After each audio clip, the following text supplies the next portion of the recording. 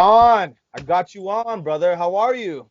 I'm doing good, man. How you doing? I'm fantastic. It's been such a long time since I've first off since I've seen you, since I've heard from you, and again, first off, condolences for the passing of your dad. I'm so sorry about that. Yeah, man, I appreciate it. It means a lot.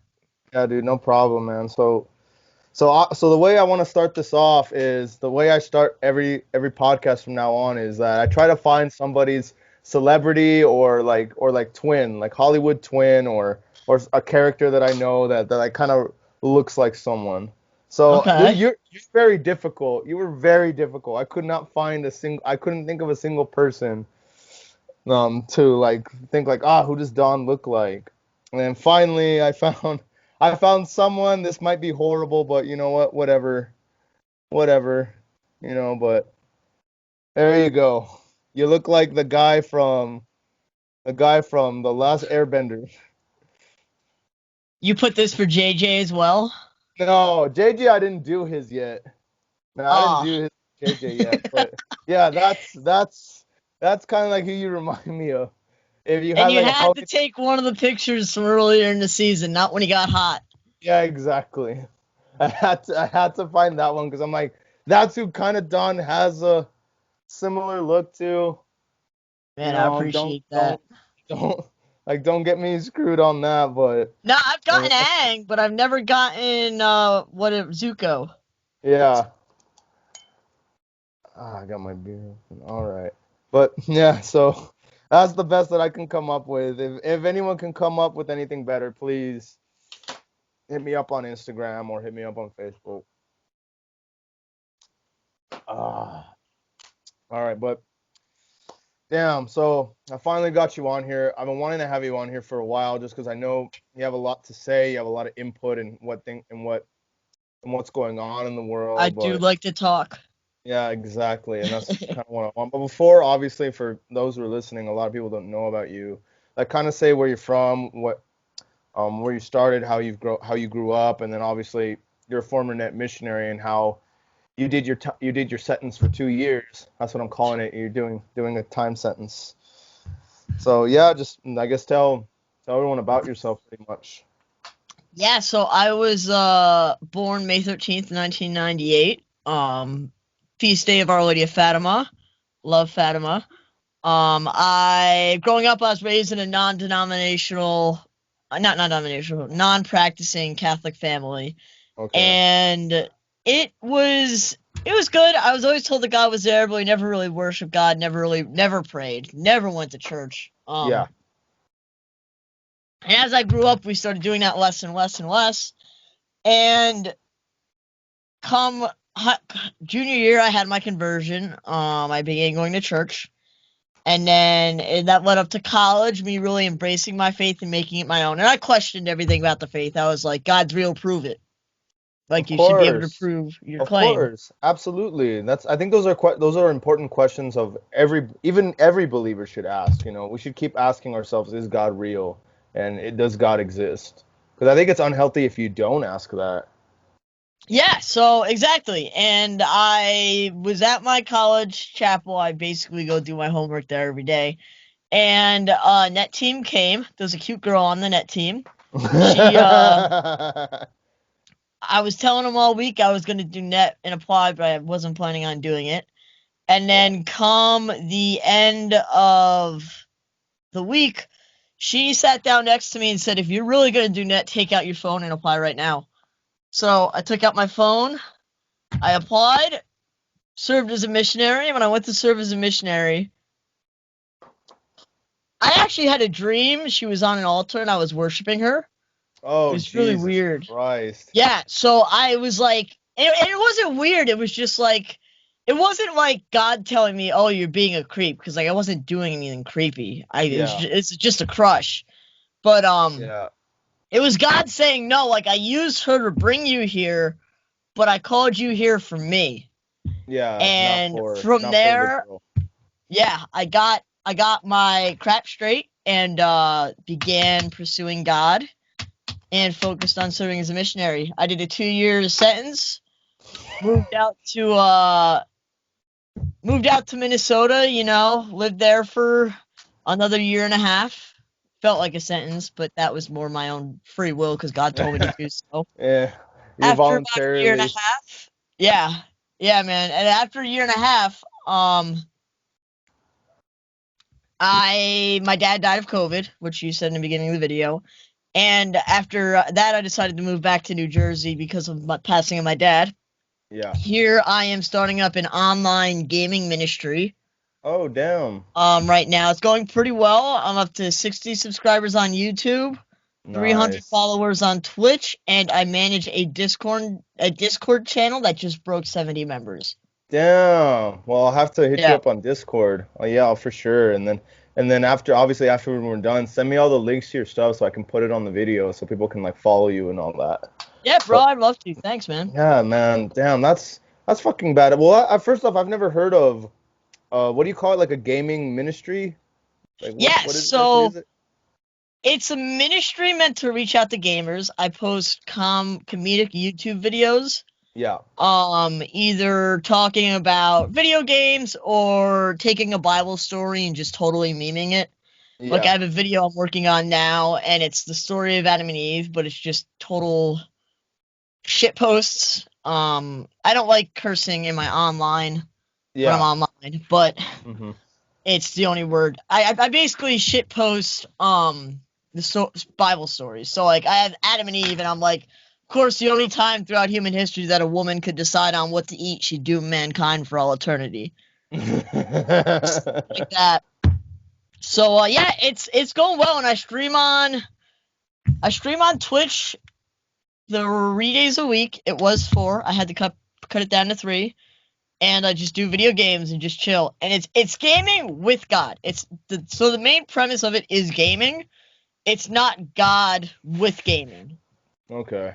It's more to reach out to people and be like, oh, you could game. So gaming is the focus. Yeah. Oh, that's interesting. Yeah, I've never. Well, first off, that's the first time I've ever seen someone minister like through video games. Because the only thing I hear about when it comes to faith in video games is in The Simpsons when when little Bart meets like this perfect family and they have like video games called like Billy Bart Bible Blaster, and they're Yeah, like they're blasting like freaking little Satanist devils or heretics and all that. It's fucking funny. It's funny as shit. Or Billy Graham's Bible Blaster. Yeah, Billy Graham from the 70s. yes, Oh, but exactly. that's interesting.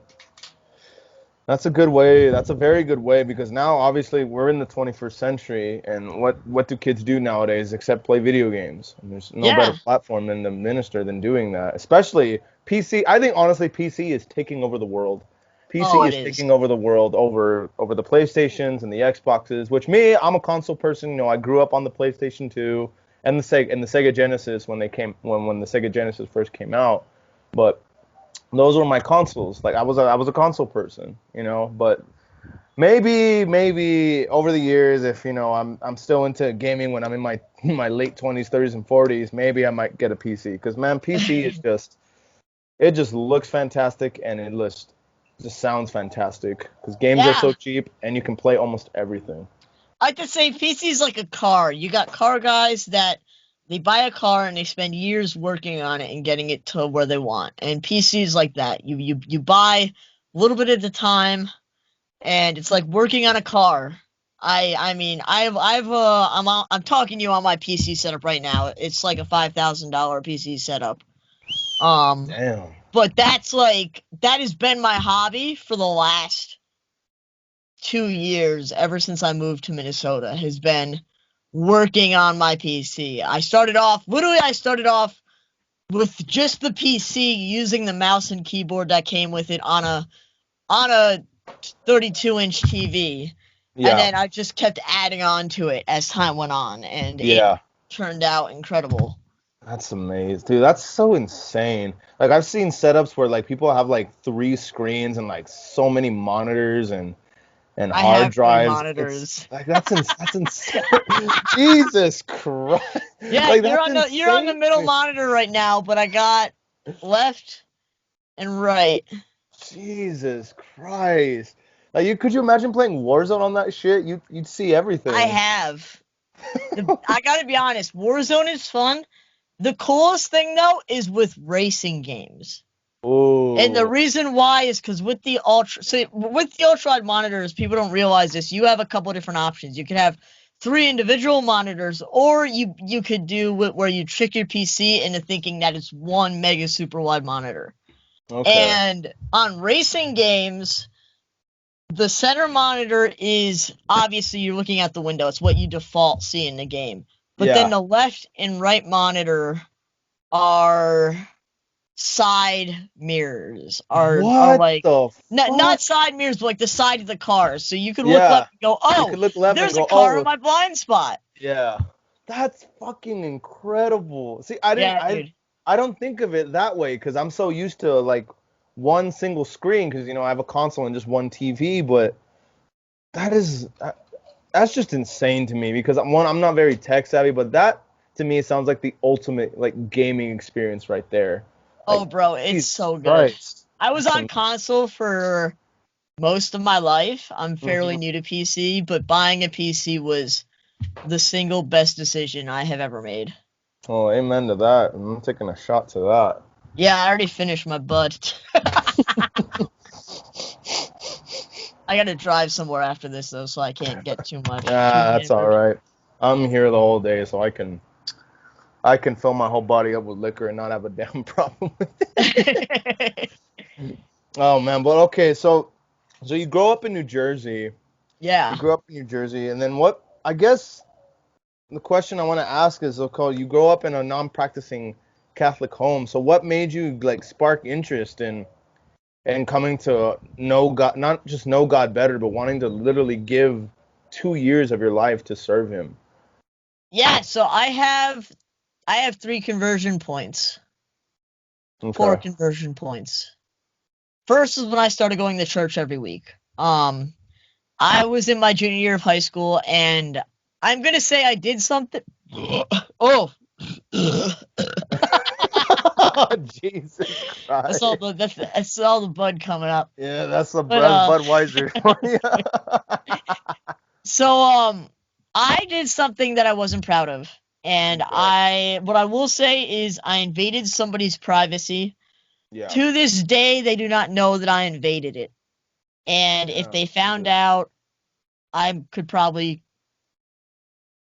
get some backlash for it. But Oh, this was my junior year of high school, and I was not proud of it at all. yeah. And I was incredibly embarrassed and ashamed. And I actually fell into depression, and every day was hard. Life just sucked, and I So, wasn't really sure what to do. so And that one little, hold up, no mean to cut you off. So no, it's fine. that one little thing made you fall into depression, or did you always have it? That one thing made me fall into depression. Jesus Christ. I felt totally ashamed. I felt disgusting and dirty. And I went to I actually called my grandparents and said I want to go to church because obviously I believed in God, Yeah. but he was just kind of there in the sky and not in my life at all. So Yeah, I he's just felt like God was looking at me and he was like, "You're filthy and disgusting. Like you were a scumbag." mm, And I called my grandparents. And I was like, "I got to make things right between me and God," because I couldn't seek out repentance from this person because it was one of those things where if I would have told them, it would have caused more harm yeah. than good. Yeah. So I was like, "How do you seek forgiveness and peace when you can't tell the person, 'Hey, I sinned against you'?" Yeah. And God said, sorry. I called my grandparents and said, "Can I start going to church with you guys? Can you pick me up this Sunday and go to church?" My grandparents go to church every week. And they're like, "Sure, we'll pick you up." And I began going to church every Saturday evening with my grandparents, and I was filled with peace. For the first time in like 3 weeks, Hmm. I was filled with this peace about me that said, "It's okay." And then as soon as I left church, depression came back.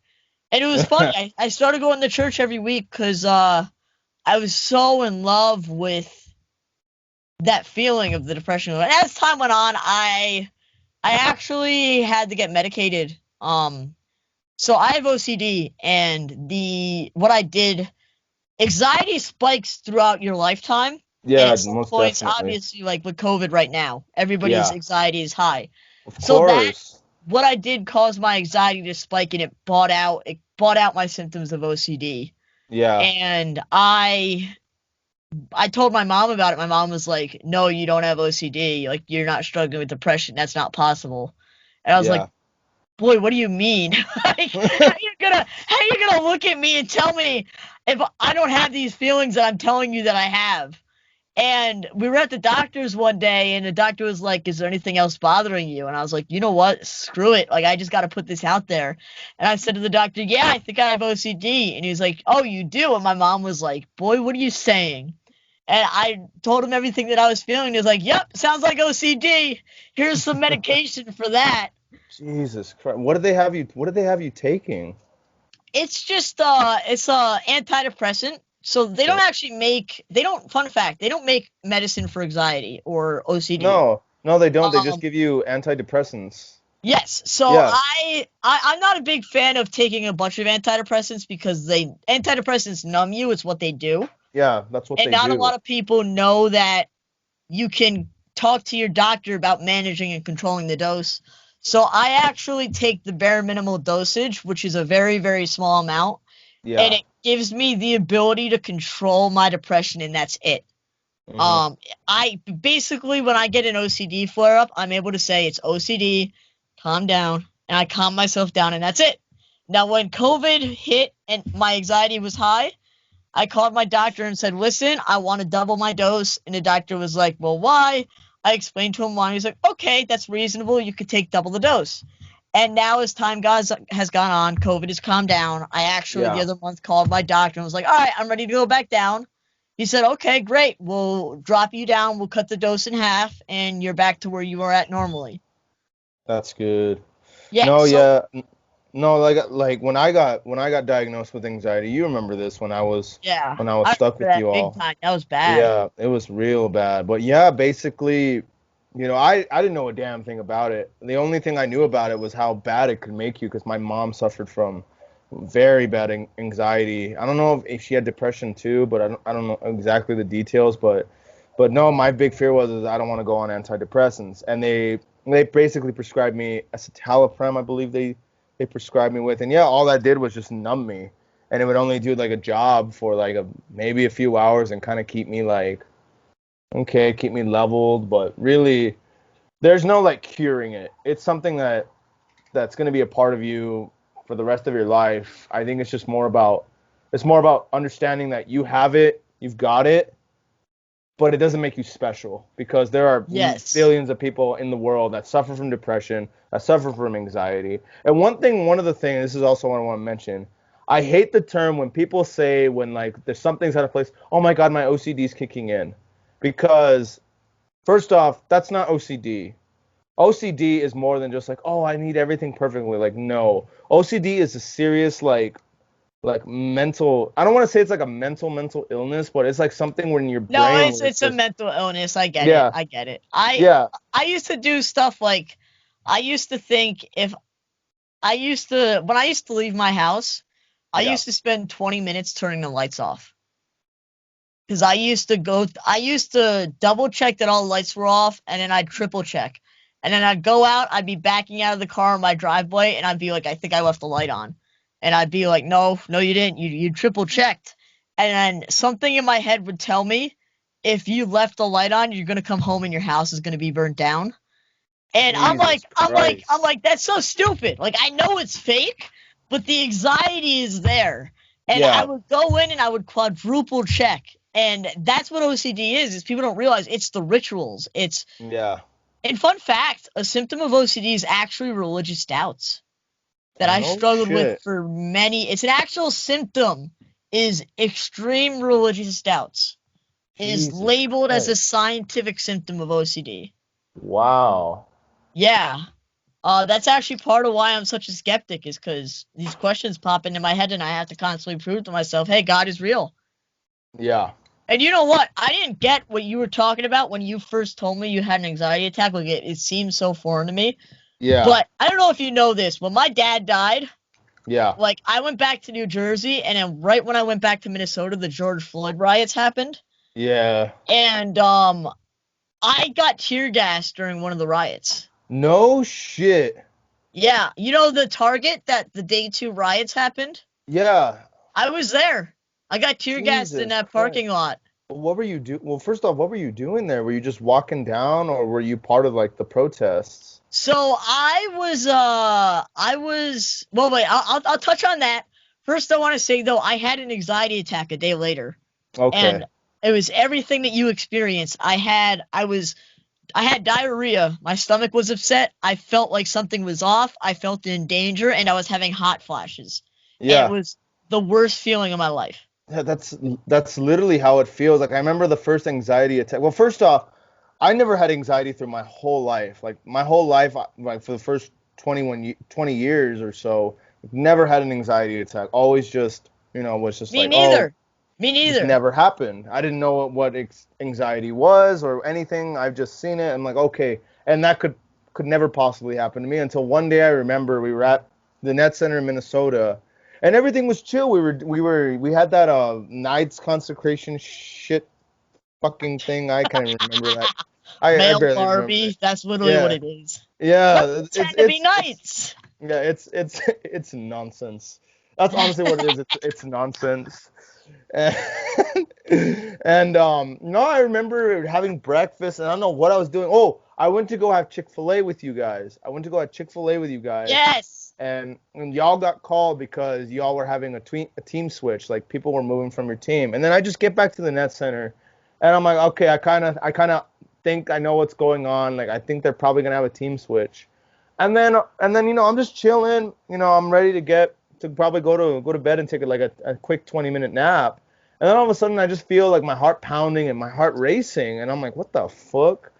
I'm like, all right, maybe I don't know, maybe I need to get some energy off. So I just went and played a quick game of Nine Square, and God, standing in that line literally felt like 20 minutes when reality it was only like 10 seconds. So like I play and then I'm still feeling it. So I'm like, all right, maybe I'm just a little like, ooh, maybe I should go up to the chapel and pray. So I go and try to pray, and it gets even worse. Like all of a sudden I'm like looking around me, like looking if someone's over my shoulder, like I'm afraid of someone touching me or whatever. Then I go into the where the supervisor's offices are.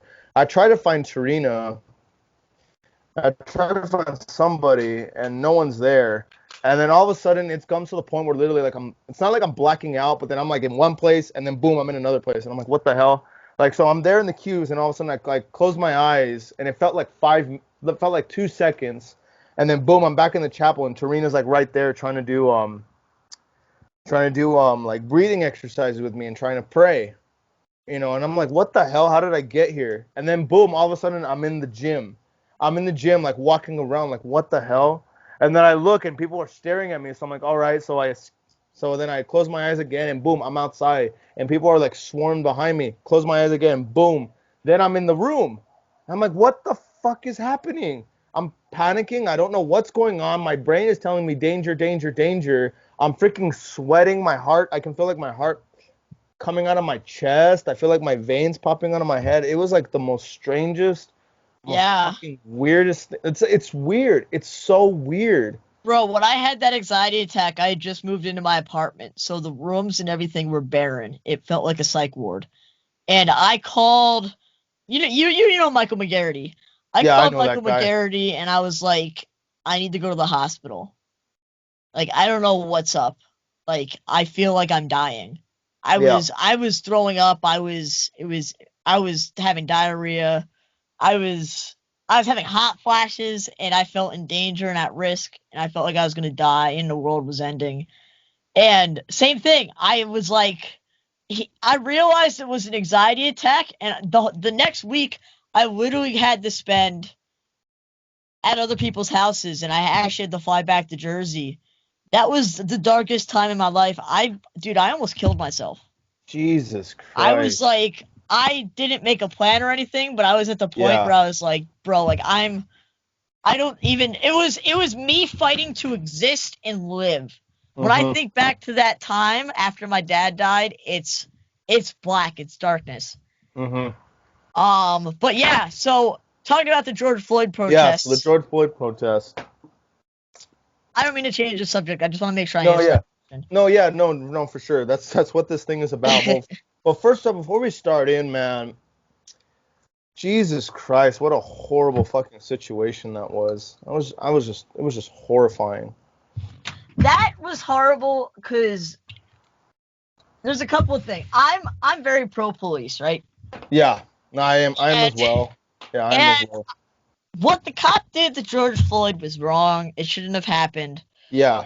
However, people are taking it and they're blowing it up and they're making it this big deal. The cop has been arrested. The cop has been sent to jail. The cop needs to be sent to jail. Yeah.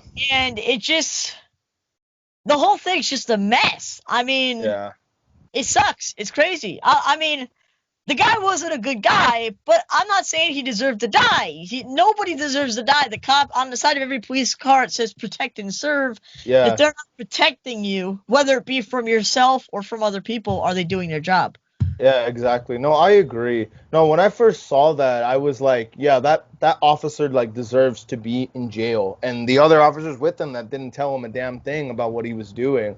I agree, but for people that saying this was blatant racism and this was blatant like, oh, he hates black people. It's like, well, where's the evidence that he calls him, he calls him like he racially profiles him, Yeah. that he calls them racial slurs or anything like that. There's none of that. Even on the body cam footage, which never was released in the the typical news on TV, you had to literally like look it up on YouTube to find the body cam footage. The police officers are like are trying to calmly like talk to him, but of course you know No, I they're get trying to that. like do that, but And not a lot of still. people. Oh, sorry, keep going. No, but still, like, that's even makes the situation worse. If the cops are trying to be like, okay, calm down, sir. Why the fuck would you put your knee down on his goddamn neck? What the fuck is Yeah. wrong with you? I mean, in Jesus. Police Officer Academy, they do teach you can kneel on the person who you are detaining, but Yeah, then but on they the shoulder specifically blades, say, no? yeah, they specifically say not the neck. And if your knee slips on the guy's neck, you move it back onto the shoulders. You don't wait till he's an unresponsive. Not, I mean, it, and the thing that sucks about it too is there's so many times where people call police brutality and it's not police brutality. Oh And yeah. cops try so hard to fix it and they try so hard to say we're not the bad guys. And then you have an instance like this where it is obviously police brutality and it's Yeah, obviously wrong. And then it just makes every other case look terrible. It makes every cop look exactly. bad. Mm-hmm. So when the George Floyd protests happened, they were happening 20 minutes away from where I lived. Yeah. And two of my friends, Chandler and Michael and Josh, I'm not going to say the last names. Yeah. They lived literally a 5 minutes walk from that Target. And Jesus I heard Christ. that the rioting was going on at the Target, and I was like, this is history. Like, I want to see this. Um, because I'm like, I'm gonna be talking to my kids. How many people can say they were there? They were cheered at. Yeah. I was like, bro, that's friggin' sick. So I I, I park at their house, and there's looters parking in front of their house, filling their cars with stuff. So I Jeez. parked my car kind of on the side, kind of hide it, because I'm like, this is super sus.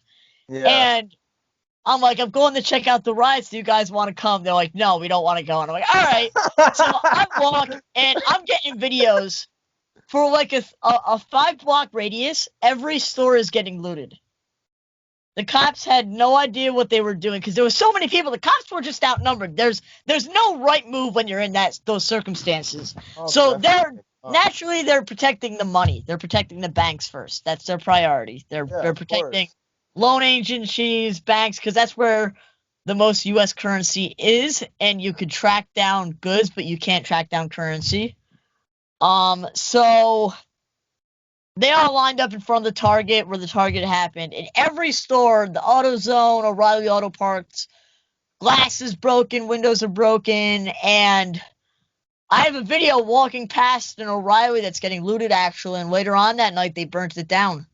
Jesus I have one of the last Christ. videos in front of it not burnt down. So I go to the Target, and they have the streets blocked off with dump trucks that they use to plow in the winter to keep the snow to plow. They don't want cars going. They want to prevent all the looting. So they had people get in the dump trucks and block off the streets so cars couldn't pass, but people could walk by. And there's no cars in the street, and you hear the tear gas exploding, and you actually hear explosions in the distance. Like, it's that insane. So Jesus I'm Christ. standing, and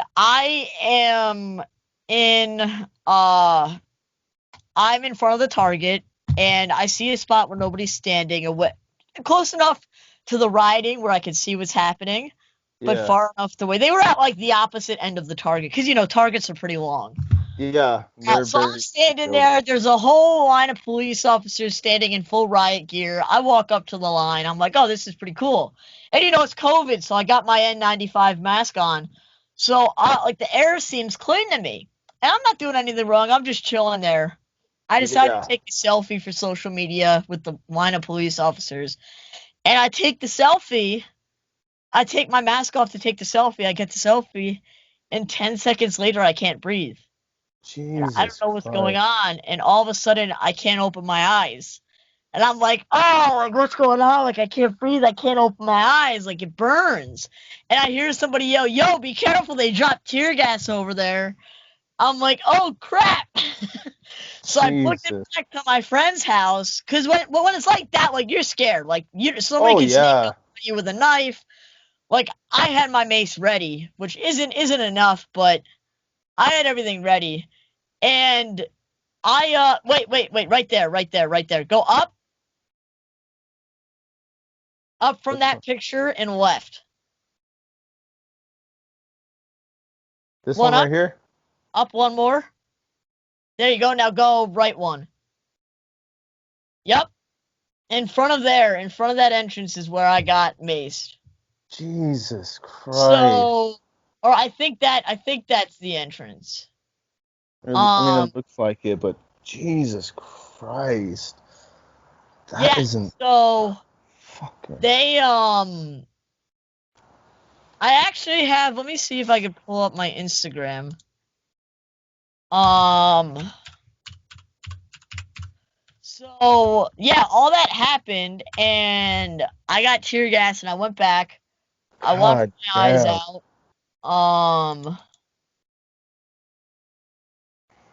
And yeah, that's what I did. I washed my eyes out. I went back, and I was like, all right, cool, and just went from there. But it sucked. Jesus Christ.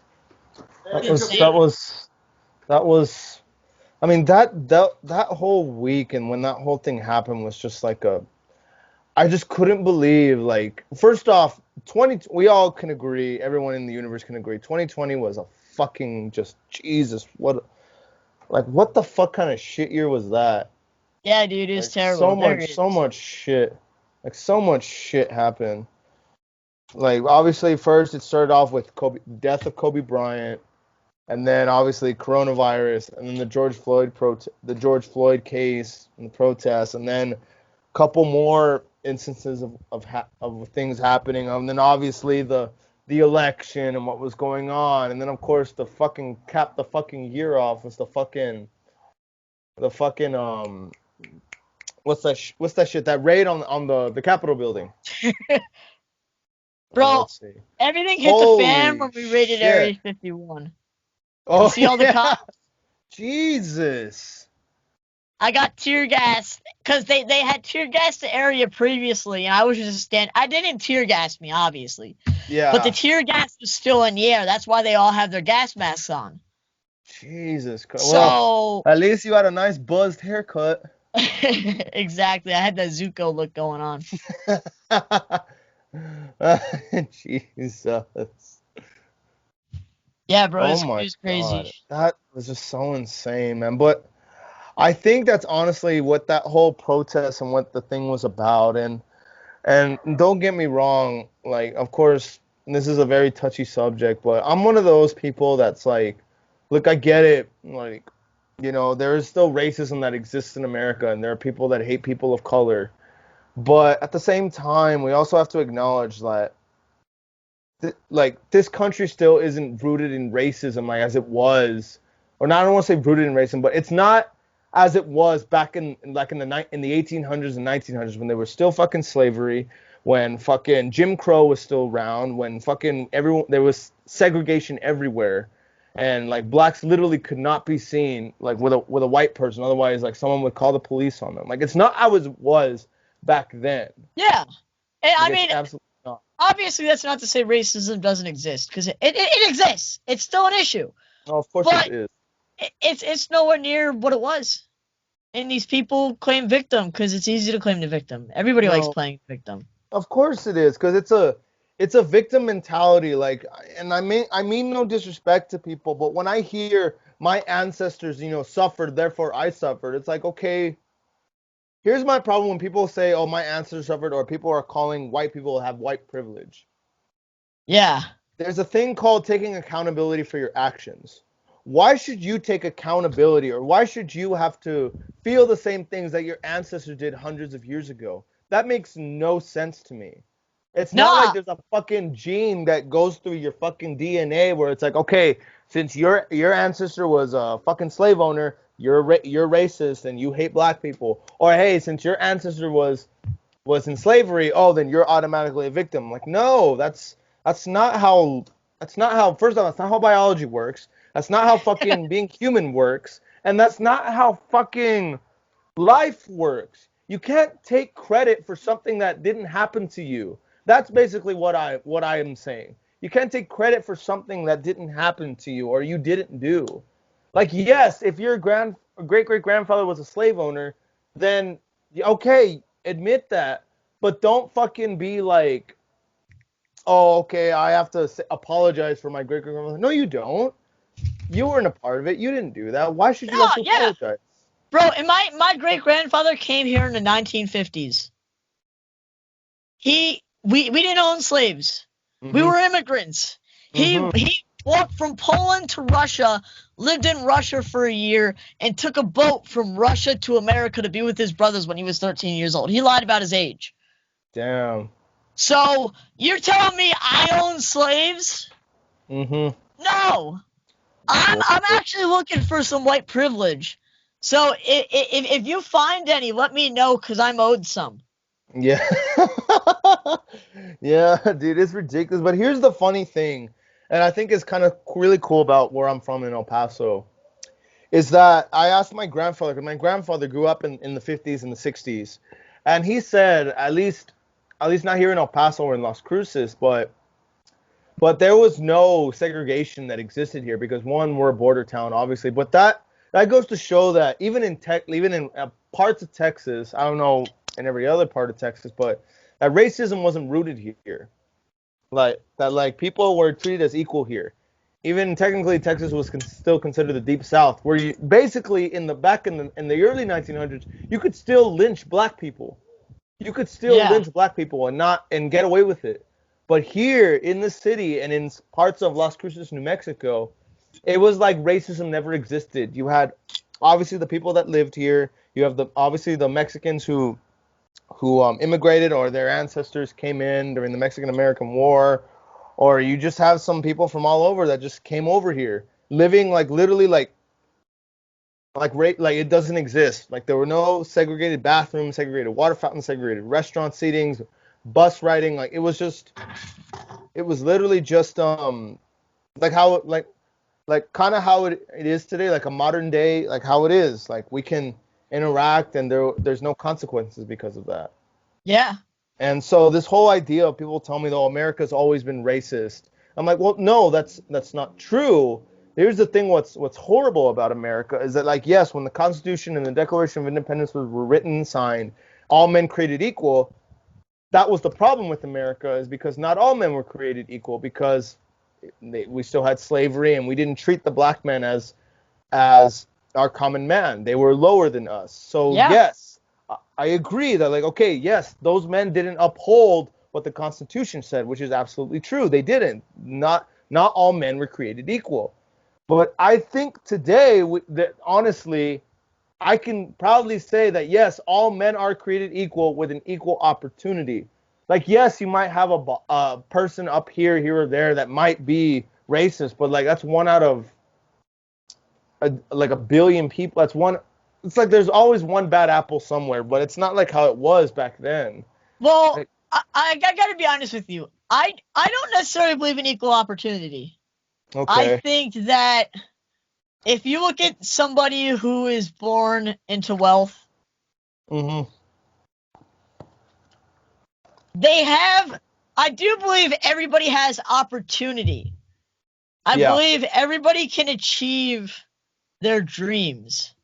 However, I do think some people have to work harder than others, but I don't think that has anything to do with race. I No. think it only has to do with the financial standing of the family you're born into. Oh, I agree with that. Like most definitely. Like yeah.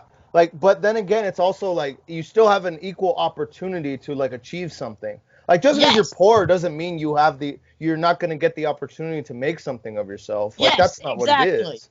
But yeah, I agree that like some people that have bigger financial wealth have a more chance to succeed. Like they have a higher chance to succeed than others, Also, I don't which know is why that true. heart appeared on my screen.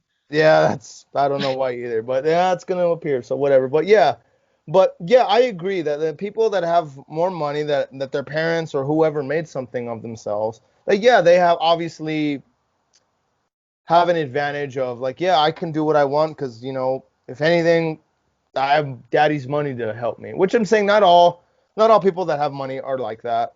But if you It's have not that, good true. for you, take advantage of it. Oh, But absolutely. at I the would take same advantage of time, it as well. it's like just because you don't have that doesn't mean you can't accomplish things. It just means you got to work Exactly. harder. No, it's back to that victim mentality, and I think that's a problem nowadays, especially in working. Because I was a bartender in 2019 and in 2020, but almost like a year and a half basically. And then now I'm a I work for FedEx now. That's where I work, Okay. which is a great job. But man, it just pisses me off that every time I see someone that's my age or not younger, they're there for a week and then they fucking quit.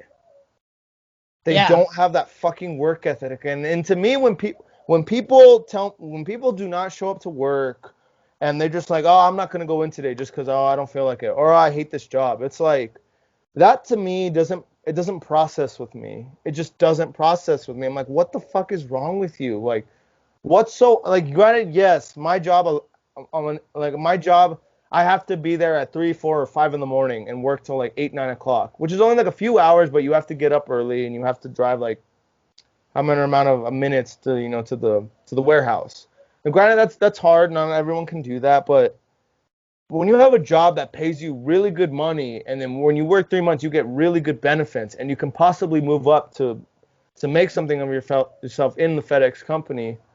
Man, anyone would jump at an opportunity like that. But to see people, especially my age, waste it, to be like, oh, it's too hard, I can't do it. Oh, I'm just gonna quit. It's not for me. Or all this and all that. It's like I cannot understand people that fucking waste such good opportunities and fucking are just to put it plain and simple, is just lazy. I cannot understand that. I literally cannot understand that. Yeah. No, I agree. I mean, right now I do pizza delivery. I hate it. I don't Oh like it. yeah, But it pays the bills, and I have a job, and I'm thankful for that. And I do the job to pay the bills, to get money to work. And when time comes on and I get a better job, great, I'll pursue it. But till that happens, I'm delivering pizzas in the middle of a worldwide pandemic. oh yeah. And by the way, how busy are you doing that? It depends on the day. Pretty busy though. Yeah, I I mean, bet.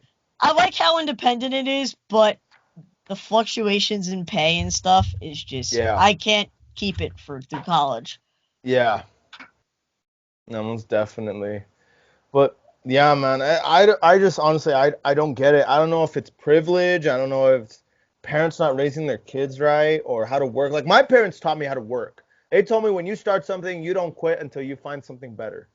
That's how Yeah. I was raised. I was raised to work hard, and I do not understand when someone is raised and they don't have that work ethic. I'm like, what the fuck is wrong with I you?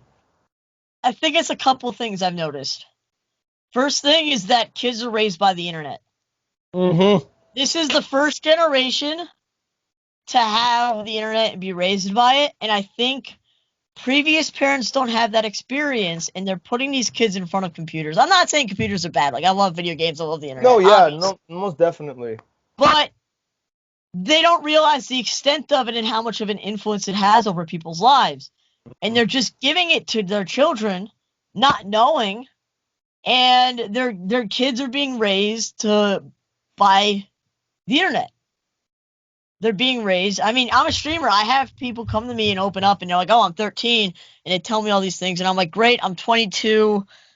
Um, this is really sketchy. I don't like this. Please don't direct message me unless if it's an emergency." Um, but what if I was a creep? Like, I could be a creep on the internet, and people are opening these things up to me, and parents don't know. And I Yeah. think it's also people are being raised with this victim mindset. Mm-hmm. I think certain people, and this has nothing to do with race. You could be Yeah. white and be told this. You could be rich and be told this. You could be poor and told this. But some people are told that, well, first of all, some people were told that there's people in power that are always going to hold you back no matter what. Mm-hmm. And if you're raised with that mindset, you're never going to get anywhere because first of all, you're not going to want to, and second Mm-hmm. of all, you just don't believe in yourself. So how are you Mm-hmm. going to do it? And there's psychology proves it, science proves it. That's not a good way to raise people. And the other thing is people aren't taught that life sucks. Oh Life is yeah. terrible. It's pain because of sin. And it's not going to be good until we get to heaven. Mm-hmm. But you need to realize that life wasn't meant to be good. You need to work hard. You need to almost mortify yourself to get anywhere. And that's an okay thing. I mean, obviously, I'm not saying you need to hate life every day, Yeah. but when pain does arise, embrace it and use it for growth. Mm-hmm. Don't just be like, oh, I don't want pain. Like, you either break your back for 4 years going to a university and then break your back for another 5 years trying to pay off those debts, or you break your back working for 5 years to get somewhere in a company. The fact is there's a grind that needs to be accomplished. It's just how are you going to go about doing it? No, I agree. I agree with that and I agree with that 100%. And I think that's the problem with people is that people don't know what to do when things get tough, when things get hard. I think their immediate thing is, oh, it's too hard, quit.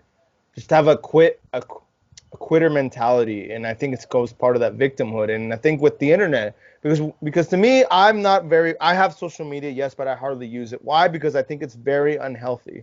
I think it's unhealthy to look at these. Okay, and this goes back to what I was talking about in my last podcast. I was talking about how kids have too many role models and not enough heroes, and there's a big difference. Role Mm, models are someone you model your life after. Oh, I want to do exactly what they did, and I'm going to achieve it the way they did. And where a hero is, hey, like for example, I'm gonna continue to say this. I don't give a shit. My hero was Babe Ruth.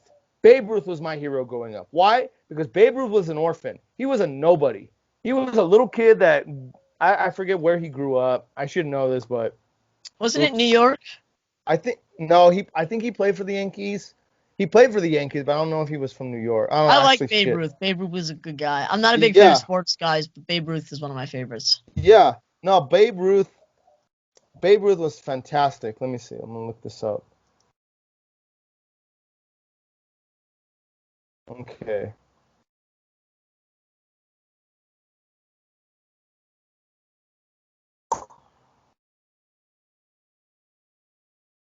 Let's see. Oh yeah, he was from Baltimore. Was he? Okay, cool. Yeah, he was from I knew it Baltimore. was Yeah, some inner city. I couldn't think of it. yeah, he was from Baltimore. But basically, Babe Ruth was an orphan. He was like, according if today's rules, he was supposed to be a nobody, but instead he's the most famous baseball player. I don't want to say the greatest because he's not the greatest. There are other great players that were better than him, but he's the most famous and greatest, most talked about legend of baseball that ever lived. Like if you were to get one of his rookie baseball cards, it could sell for literally up to 20 or 30, if not hundreds of thousands of dollars. Yeah. Like if you were to sell to a pawn shop. But that's what I mean. Babe Ruth didn't say, "Oh, I'm an orphan. I can't amount to anything." No, instead he went through the hardships, he went through the grind, and he became the most talked about player even to this day and not just in sports but in the world. In the Yeah. world. Like and when I was a kid, I never said, "Oh, I want to do exactly what Babe Ruth did." I said, "I want to be as great as Babe Ruth." Like if Babe Ruth could do it, I could do it. Like if my heroes was Batman. Hey, Batman, his parents got killed. If Batman could be a hero even when everything was pinned against him, then I can do something. There's a big difference. Like heroes are examples, and heroes are like, you know what? They did something, I can do it. Where role models are more like people you see on Instagram, like, damn, they did this, well, I'm gonna do that, and then I'll be a success, or I'll be rich. But maybe, like for example, my big thing is I'm really into fitness. When people look at Instagram models, whether it's women or men, and they're like, I'm gonna get as big as that guy. Newsflash. You probably don't have the fucking genetics to get as big as that guy. Your body maybe just can't be defined like that. But you know what? That's okay. Because what's important is not how you look, it's being healthy. It's saying, hey, I'm doing something that billions of people can't even do. And three, you're making something of yourself. Yeah. You're embracing hardships. You're embracing toughness. You're embracing the most difficult part. Sorry, let me text my friend, let him know. I'm gonna go for it. Ah, Jesus Christ. Ah. Oh, Jesus. That Cointreau is strong. I didn't have any other liquor to drink except for fucking. Alright, sorry about that. No, you're good. No, I didn't have any other liquor to drink, so I just brought this out. Oh man. Yeah, it's actually not bad though. It's 80 proof, so it's fucking 40% alcohol. So I'm gonna be plastered on my face if I keep drinking anymore. But but anyway, going back to like, you know what I mean? Like people are role modeling themselves off of people on the internet and being raised by it, saying like, oh, I'm gonna do it exactly how they do it, and I'm gonna achieve all those things because I want it, so I deserve it. Yeah. And you know what? My dad died, and our final 2 years were great, but growing up, he was not a father figure. We had holes in our relationship. Yeah. And I was raised by the internet, but I had to find people, and I took what I liked about them and incorporated it into my life. Mm. Matter of fact, the internet group that raised me the most and my personality the most is a group called Simple Pickup. And they teach you how to pick up women on YouTube. Oh wow. And they taught me how to be the man that I am. And obviously, I don't agree with everything they do. They're very much about sex and one night stands and stuff like that, which I'm against. But a lot of Yeah. the stuff that they teach, I agree with. And I implemented it in my life. And they were the father figures to me. That was what I did. And they taught me. And it was awesome. But that's what it means to be raised by the internet. And this is happening to everybody. Let's see. I'm looking these guys up. Simple Pickup. I don't know if Yes. they're like a thing anymore. But their We're channel should still be there. Yeah. Let's see. Um. Let's see. Start sharing. I'm sharing right now. What happened to Simple Pickup? I shut down Simple Pickup. Here's why. Where Simple Pickup videos fake. Wow. How Simple Pickup grew to be a multi-million-dollar YouTube channel. You Yeah. bank up with Jency from Simple Pickup. What happened to Simple Pickup? Oh damn. So I guess they're not. I guess they aren't a YouTube channel anymore. And now I guess there's like conspiracies going on with their shit now. But yeah, Yeah. that was the channel that raised me was Simple Pickup. Yeah. And I mean, I love those guys. They taught me to be who I am. They taught me to be loud. They taught me to be confident. Yeah. Great. Yeah. Like, see, for me, I didn't learn that I didn't grow up with I mean, in my teen years, I kind of grew up with the internet, but when I was a kid, I didn't grow up with the internet. I grew up being outside. I was outside a lot, but it was about how can we get back inside to go on the computer. Yeah. See, yeah, I wasn't like that. Like I was just outside constantly. I always wanted to do something outside, whether it was ride my bike or go play ball with my cousins or do whatever we had to do. Just we were always outside. I loved being outside. It was just I don't know. Like I watched like movies are why I wanted to be outside. Like for example, my favorite movies as a kid were Jurassic Park. They were outside and they were looking at fucking dinosaurs. Like that's cool as shit. And the other Yeah. movie which I love is The Sandlot. Like them kids were always outside every day in summer playing baseball. Like granted, that's not everyone's cup of tea, but man, like that's what I wanted as a kid was just just have some group of friends and be like, you know what? Let's go play ball like every single day of Mm. summer, nonstop. Let's just do that. And maybe if something crazy shit were to happen, like maybe we'll get a signed baseball, hit it over a fence, and we have to go retrieve it from an imaginary huge ass beast dog looking shit. No, And I but get that. yeah, but my imagination made me want to always be outside because of that. Yeah. And I don't know. It's just like here's my problem. I see more young adults outside than I see children, Mm. and I think that is such a. I think it's just a robbing of kids' childhood, not being able to go to a play. Well, obviously not now because obviously if you're a parent and you're like, oh, I don't know, because COVID's going on. I understand that, but at least take them outside in your backyard and let them play. But when I was a kid, man, my parents always took me to the park, playing on the monkey bars, playing in the sand, finding other kids to fucking wrestle with or something. Funny, yeah, I used to fucking do that. I used to ask kids to wrestle because I was an Yeah. active kid. I always used to do that. And but that's how I was raised to just be outside. And and there were a few kids that I knew like you that they would like to be inside and play video games, but they would still make it fun. It'd still make it fun, like, hey, I have this new game, let's play it. And we play it for hours on end, but then we talk about it and we imagine shit like we'd come up with scenarios like, oh, what if they did this and what if we did that? We let our imaginations like run wild. Yeah. And nowadays, I don't know if you agree or not, but I think imagination in kids is being lost. At least to me, it is. I'm gonna say, I don't know. I've never thought about that. I'd have to process it. I can see that being a thing, definitely. But I also think society is becoming a lot more protective of children, unnecessarily protective. Yeah, I agree with that In as that, well. like, you have to let kids. Obviously, there's a line. Like, there's a line you need to draw. Like, don't let them be complete idiots. Yeah, of But course. I have a saying that I read online that says, in order to be old and wise, you must first be young and stupid. Yeah. Oh, I exactly, And we're not letting exactly. kids be young and stupid. Yeah, Therefore, they're not becoming wise. And then they move exactly. out and they get out of hand, or they party, or they are like, screw you guys. I mean, one of my closest friends was raised Christian, and his parents were overprotective of him, and now he's an atheist who parties and drinks and gets drunk every night. Not every night, but you know what I mean. Yeah. No, I And know it's what you like, it's like, yeah, it's because your parents were protective. I was raised by your parents. I'd be an atheist too. mean. You know what I mean? Oh, yeah, no, no, yeah, I know exactly what you mean. I know exactly what you mean.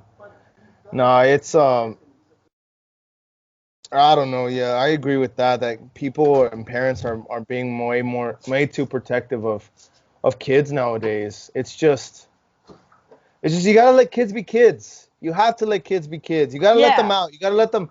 Like there's a part in Sandlot where the mom literally goes to Smalls because he's stuck inside the house playing with his erector set. And she's like, I don't want you to be in here doing what you did the last summer and the summer before that. Like you're very smart, but I'm proud of you. But I need you to run around, scrape your knees, get dirty, get into fucking trouble for crying out loud. Not too much, but a good amount of it. Like I need you to get out there and like put yourself out there. Yeah. And I don't see that. I don't see kids taking risks. I don't see kids taking risks anymore. Like kids need to take risks without even knowing they're taking risks. It's just like, you know what? This feels scary, but fuck it, I'm gonna do it. I need kids to see have that invincibility again. Like at least a little bit. You know what I mean? So they can feel like, like a kid. Because as a kid, you feel invincible. You feel like you're on top of the world. You feel like you can't do, like nothing can stop you. And kids need to feel like that sometimes. Now, granted, when they come down hard, they need to learn why they came down hard. But they need to understand, like, hey, at least I did it, and I don't regret not doing it. Yeah, no, I absolutely agree. I absolutely agree. Oh man. What? Yeah. Man. Okay. Man. Uh, Man, sometimes I miss childhood. I miss being, I miss not having any responsibility and just being able to do whatever the fuck I wanted and not being told, not having a care in the world. And you could Literally. get in trouble and it wasn't a big deal. As an Exactly. adult, if you get in trouble, like you get a felony. Yeah, you're like, fuck, I'm gonna go to jail. I'm gonna Like, go to jail. yeah, it's like I'm not a big fan of breaking the law, obviously, because the Bible says render unto Caesar what is Caesar's. Yeah, of But it's course. impossible to live life and not break the law nowadays. Exactly. If a cop were to look at any person, like even me, like there's a quote that a cop said online that I love. He says, "If I ever wanted reasonable cause to pull somebody over, all I had to do was follow their car for 15 minutes, and I could find a law that they broke." Jesus Christ. And he's like, obviously, not all cops are scumbags that are gonna pull somebody over for that, but Yeah. he's like, there's so many laws in place. Don't try to follow the law to a T. Just be a good person. Yeah. Because reality is you're gonna break the law at some point. It's just a matter of, okay, I want to like I'm trying not to be a dick, and Yeah. that's it. Like, for example, I break the law every day. I speed. I'm a speeder. I fucking don't Yeah. like to go to the speed limit, especially when I have a free highway and it's like speed limit's 40. Fuck it, I'm going 80. I'm doubling. No, You I know, get that. I do that. And if a cop ever pulls me over, knock on wood, I've yet to be pulled over. Yet to be pulled over. Um, it's like, you caught me, officer. You got me. I'm not gonna argue with him. It's like, yeah, Yeah, you caught me speeding. You got and me. it's like you're on an empty highway in Texas, so obviously it's not that big of a deal. Yeah. I mean, out here you speed, you get pulled over in a heartbeat. The cops are crazy out here. Mm. I deliver pizzas. Every time I go out to deliver a pie, I come across 2 police officers on average. But it's like one could argue, are you really wrong for going 80 in a 40 if the highway's empty and it's a straightaway and you're in the middle of El Paso, Texas? Yeah. No, I agree. But if a cop does stop me, it's like, you know what? Hey, officer, you're right. You got me. Yeah, you I got me. I broke the law. I got But busted like, going 90 in JJ's new car and yeah, driving with him. And the cop pulled me over. The cop was ready for an argument. He's like, I got you clocked on the speedometer. It says 90. Like, I'll bring it over and I'll show you. And I'm like, I looked at him. I was like, you got me. Like, I'm not going to argue with you. yeah. He No, gave me the ticket. I paid my $100 and that was it. And you know what? Because I was nice, he dropped the speed from 90 to 70. I was like, great. Awesome. Love it. yeah. No, cops. A lot of cops are like that. If you're cooperative with them, they'll be cooperative with you, and they'll be like, okay, I understand. Who But you know knows? what? I Maybe tell you that was what. my white privilege. My ability to be nice to cops. Stems from my whiteness. Oh, Jesus Christ. I can We're afford the gonna $100 watch ticket it. because I'm white. Watch out, Don. We're gonna get canceled. People are gonna see this. They're like, oh, there's his white privilege. Cancel him. We're gonna be the Cancel next him. Dr. Seuss. Yeah, cancel him. Oh, Jesus, man. Bro, that's hilarious. Oh, this cancel culture nonsense is ridiculous. I hate it. It's literally like lynch mobbing someone for just speaking their mind on social media, okay, here's my thing with cancel culture. I can understand if someone puts shit on there it's like, whoa, that's out of bounds. That's really out of bounds. But if they put something that's like not controversial, but it's like, hey, like I can't think of any examples right I don't now, even but get out of bounds. I'm like, we have freedom of speech. Exactly. People can burn Exactly. flags, and it's not illegal. No, it's not. So I should have the right to say and do whatever I want, and as long as I'm not directly inciting violence, Yeah. and as long as I'm not like freaking directly like cursing out any group of people, because obviously I can disagree with you, and just Yeah. because I say you're wrong and I don't agree with you doesn't Yeah. mean I'm against you. Yeah. It's just we agree to disagree. Like we have Yeah, differences. Like we have it's like differences. I have to cut friends from my life over all the George Floyd stuff because they're like, "Oh, you're pro cop. I hate you," and I'm like, "Well, Oh, bye." yeah. It's like, well, I guess we're not friends no more. It's like in Mean Girls when when you get shit talked in the back and they try to come sit with you at lunch. You can't sit with us. It's like that. You can't sit with you at the lunch table no more. Oh, it's so annoying, dude. Yeah, but okay. So now a topic that I really want to get in touch with, since I've had mostly former netters on my show, let's talk about net. Let's talk about it. Ooh, net. Yeah, let's talk about it. So obviously, to get it out of the way, first off, I'm not anti-net. I'm thankful for the 2 years that they've given me. Granted, the first one sucked and I hated it, and second one I loved, and I was thankful for the opportunity to come back. You know, I'm not saying I hate net with a passion. They're all horrible people, but there are some things that the way it's run, which I don't agree with, and there are some things that happen in which I felt like really I wasn't cared for, and I wasn't cared for in the most like cared way that they can give me. Like I was put more at risk than I was cared for, and I was pushed beyond a limit where we're like, okay, my limit's up. I need some rest, and they're like, no, you need to push more. Like those are the things I don't agree with. But other than that, like there are things about it that I love and that I'm thankful for. But granted, that doesn't mean I have to be like, oh, net, yay, and oh my God, they're so perfect, because they're not. They're No, I not. It's agree run with by you. humans. I agree with you. Obviously, I'm not anti-net either. I served for net 2 years, and I worked under him for another year and a half as a chef in the kitchen. And if I had the opportunity to go back and do net again, no, unless I was made a team leader. Um, However, if I was to have to start my life over again and I could pick and choose what I did again to make me who I was, Yeah. net would be one of the first things that I was like, I would have to do net again. Like the 2 years that I was on sucked. Yeah. I mean, obviously I had good times. It wasn't all bad, Yeah. but I it made me who I am, and not in like a bad way, like oh my dad abused me, but it made me who I am. Like no, like Yeah. I got legitimate growth out of it, and like they all have good intentions. Everybody there, nobody at net is like I'm here because I want to ruin people. But Yeah. obviously, I think there's some issues at net that things need to change, Oh, or it I should agree. change. No, I agree exponentially. Like for example, when I had JJ on here the other day, like there were people on our team, man, that first off, they should never have been there because honestly, a few of them, they bullied the shit out of JJ. Like they bullied him, and it was just horrible to watch.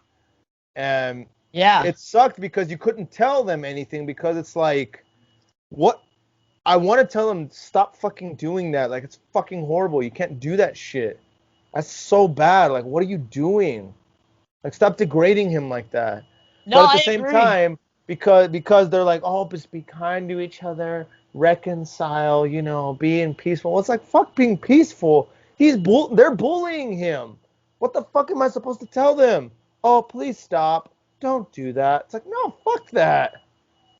Yeah. No, I absolutely agree. And I've had people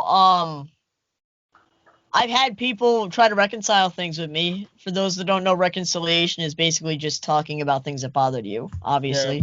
basically saying sorry. And Yeah, that's saying sorry. You go to them, you're like, can we talk? You did this, it bothered me, blah blah blah. Um, and it was like they wanted me to apologize for something. I'm like, no, like I'm not sorry that I did that. Yeah. Like I'm sorry that I hurt you, Yeah. and I'm sorry that I bothered you, and from now on I will try my best not to do it Mhm. because it's fair. But Yeah. I didn't know that, and it wasn't communicated to me. So I'm sorry that I hurt you, but I'm not sorry that I did it. Or they'd come to me with something totally unreasonable, and they were the actual issue, and it wasn't actually me.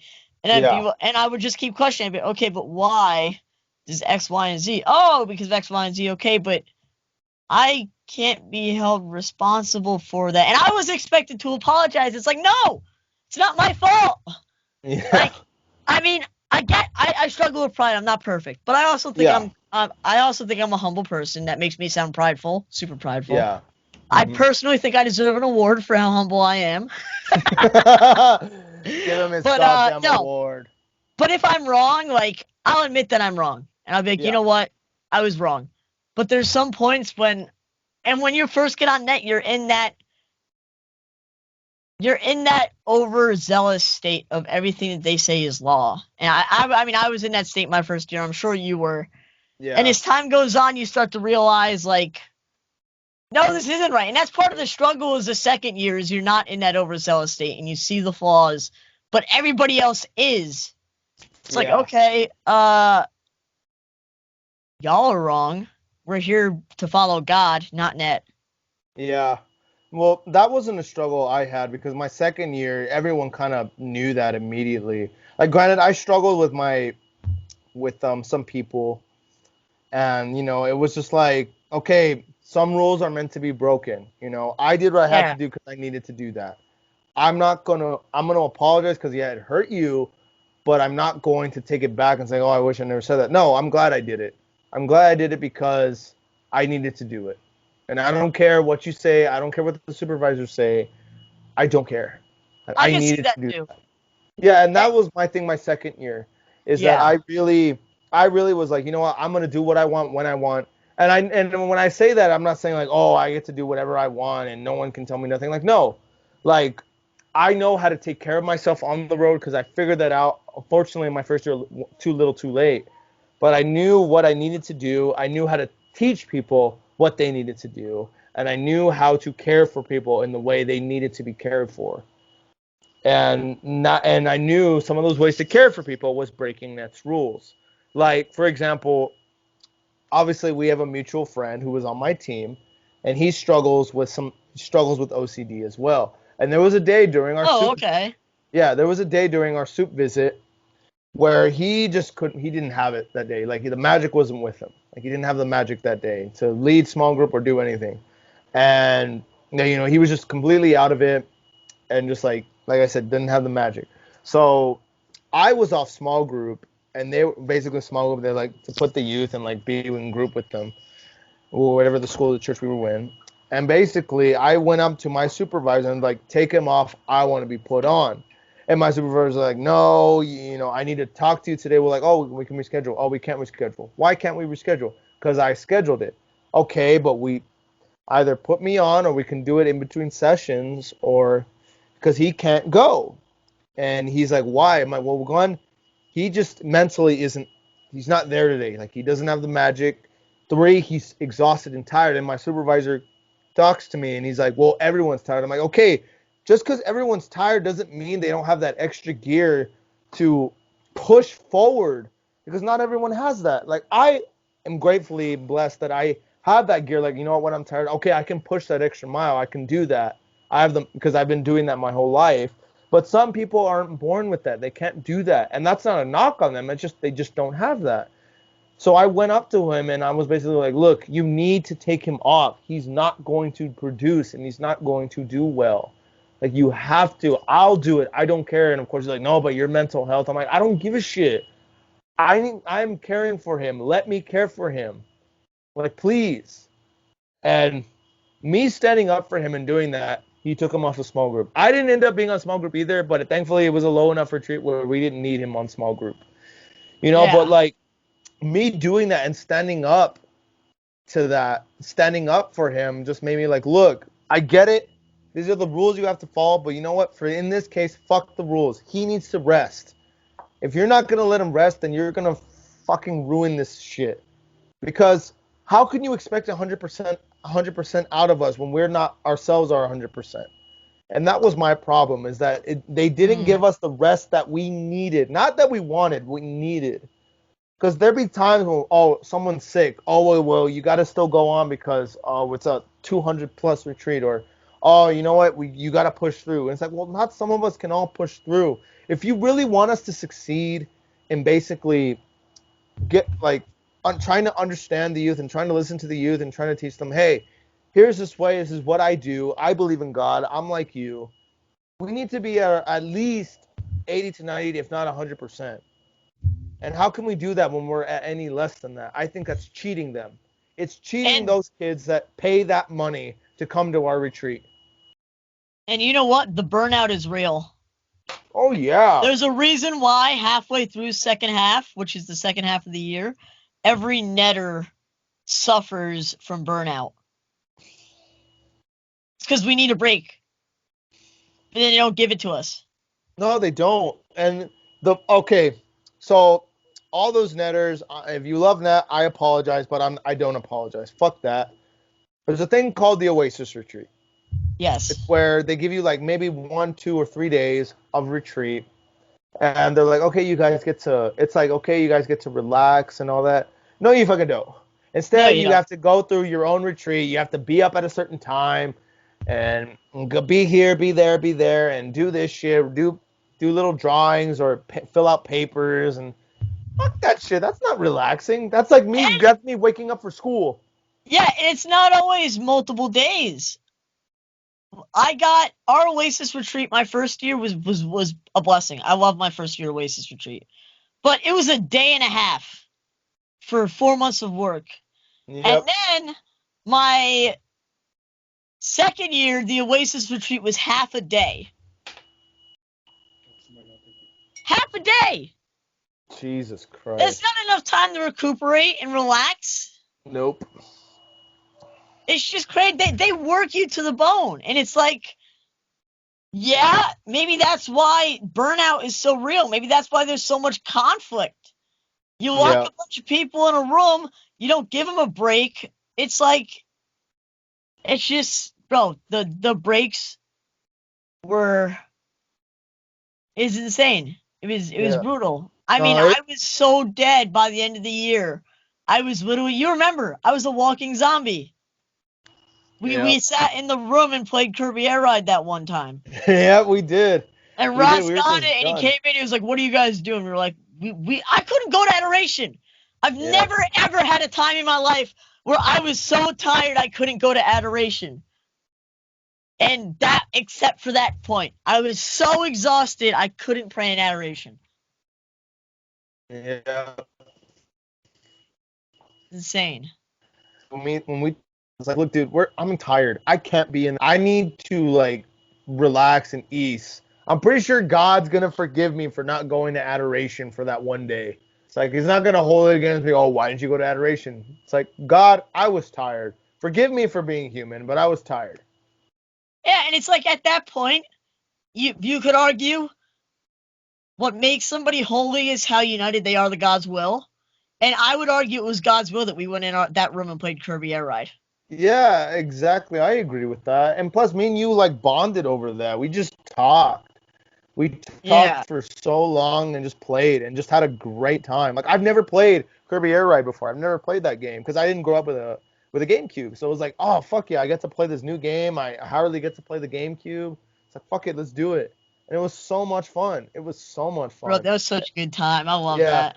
dude. And no, when we snuck out of the net center to go to Applebee's to drink for your 21st Yes. birthday, that was amazing. That was so fucking badass. Like it was just like Bro, fuck it, let's go.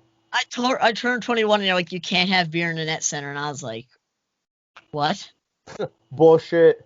There were plenty of people that had bottles in their suitcase at the net center. Oh, there were. And Yeah. I get that.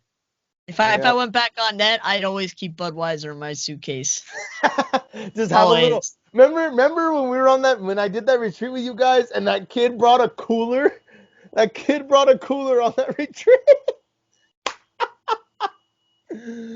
Oh man, he had like Cokes in there and Dr. Peppers and shit. You're Oh not allowed to man. bring food in the dorm rooms. And you No. bring a whole mini fridge. Wow. Okay. Oh man. Talk about breaking the rules.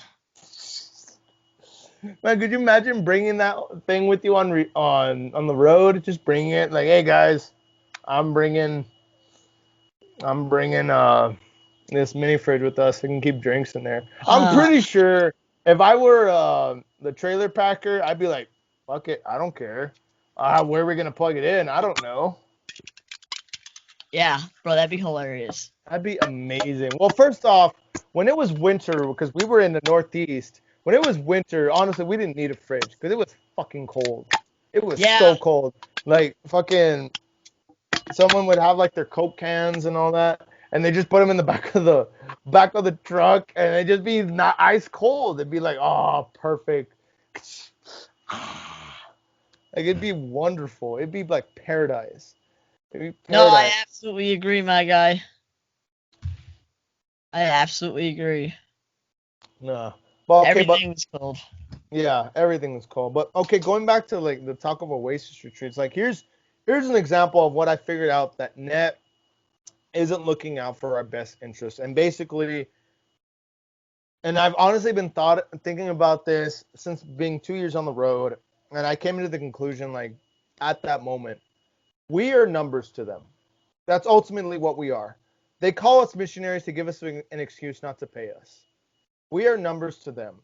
Why? Hey, we have 180 missionaries. Our mission thing is the biggest thing in the world, or the biggest thing in the United States other than Focus. We have this amount of numbers. It's to get their thing out there. Come join. Look, 180 people did this. Oh, 200, 220, 300. Well, obviously it's not there yet, but it'll get there. But we're just a number to them. We're just numbers added to a chart to basically go out and do their work. I don't know if And I totally agree with that.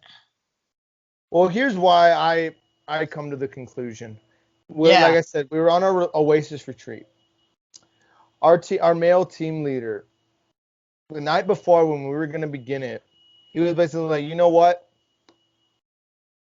The priest gave us an option of what to do or not to do it. If you guys want to come to breakfast, you guys can. If not, and I think we were at Rutgers University. I think we were there at Rutgers. Pretty sure I could be wrong, but Okay, that's by me. yeah. He pretty much was like, you know what, guys, if you want to sleep in, sleep in. If you walk around the university, chill out, sleep, rest, do what you guys need to do. And we did that. Some of us just stayed back and didn't and woke up at 11 a.m. 11 a.m. We went to bed like at 10, woke up at 11 a.m. We had 13 hours of sleep. It was marvelous. Like I woke up feeling great. It was Yeah. so wonderful. And we walked around the university. We got Wendy's. We chilled, relaxed, watched some Mythbusters, did a bunch of stuff, and we were just kicking and relaxing. At least the guys were. But our our other TL, she was kind of more, and this is not a knock on her, but she was more of a kind of follow the rules, and she went to the breakfast which they were offered to go to, and she made the girls like do a bunch of stuff, and we didn't have to do it because our TL basically was like, no, relax. And at the end of the day, he got in trouble with our supervisor, Tarina, and she was like, why didn't you follow all the things that I instructed to do? Why didn't you do that? Why? Like, why did you disobey? And his simple answers was, my guys need rest. My guys need rest. Yeah, well, you can't do that. Well, my guys need rest. And he got in shit trouble for it. And when I heard that, and when he told us about it and how upset he was, he's just like, you know what? I don't regret it. That to me made it seem like we're just numbers. Yeah. Yeah, that what made it seem like we're numbers. Obviously, I don't think all of them have the intention of making us feel like numbers, but to me, the way it's all set up and the way that we're made to do things, it's like we're just another number to a chart sheet. I mean, I don't think that's the intention. Like I agree with you with that, but I felt that way, that we were just numbers added to a chart sheet. I would say it's unique because that's a direct experience with a supervisor, and at that point, it comes down to the individual supervisor. My first year supervisor was great. Braden Stellar, I love him. He's an awesome guy. I still reach out to him to this day. He is a good guy. I did Second like year Braden. supervisor, not going to name names because I did not like him. We did not get along.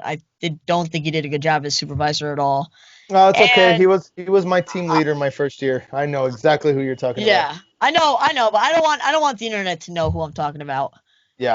And he was about following all the rules to a T, and Ned had issues with me, and he never mentioned him to me. And halfway through the year, he came to me and said that I can't lead retreats. I was like, well, why? And he's like, because of all these things. And I was like, but you never mentioned these things to me. How can you punish me for something that you didn't give me a chance to change? It's stupid.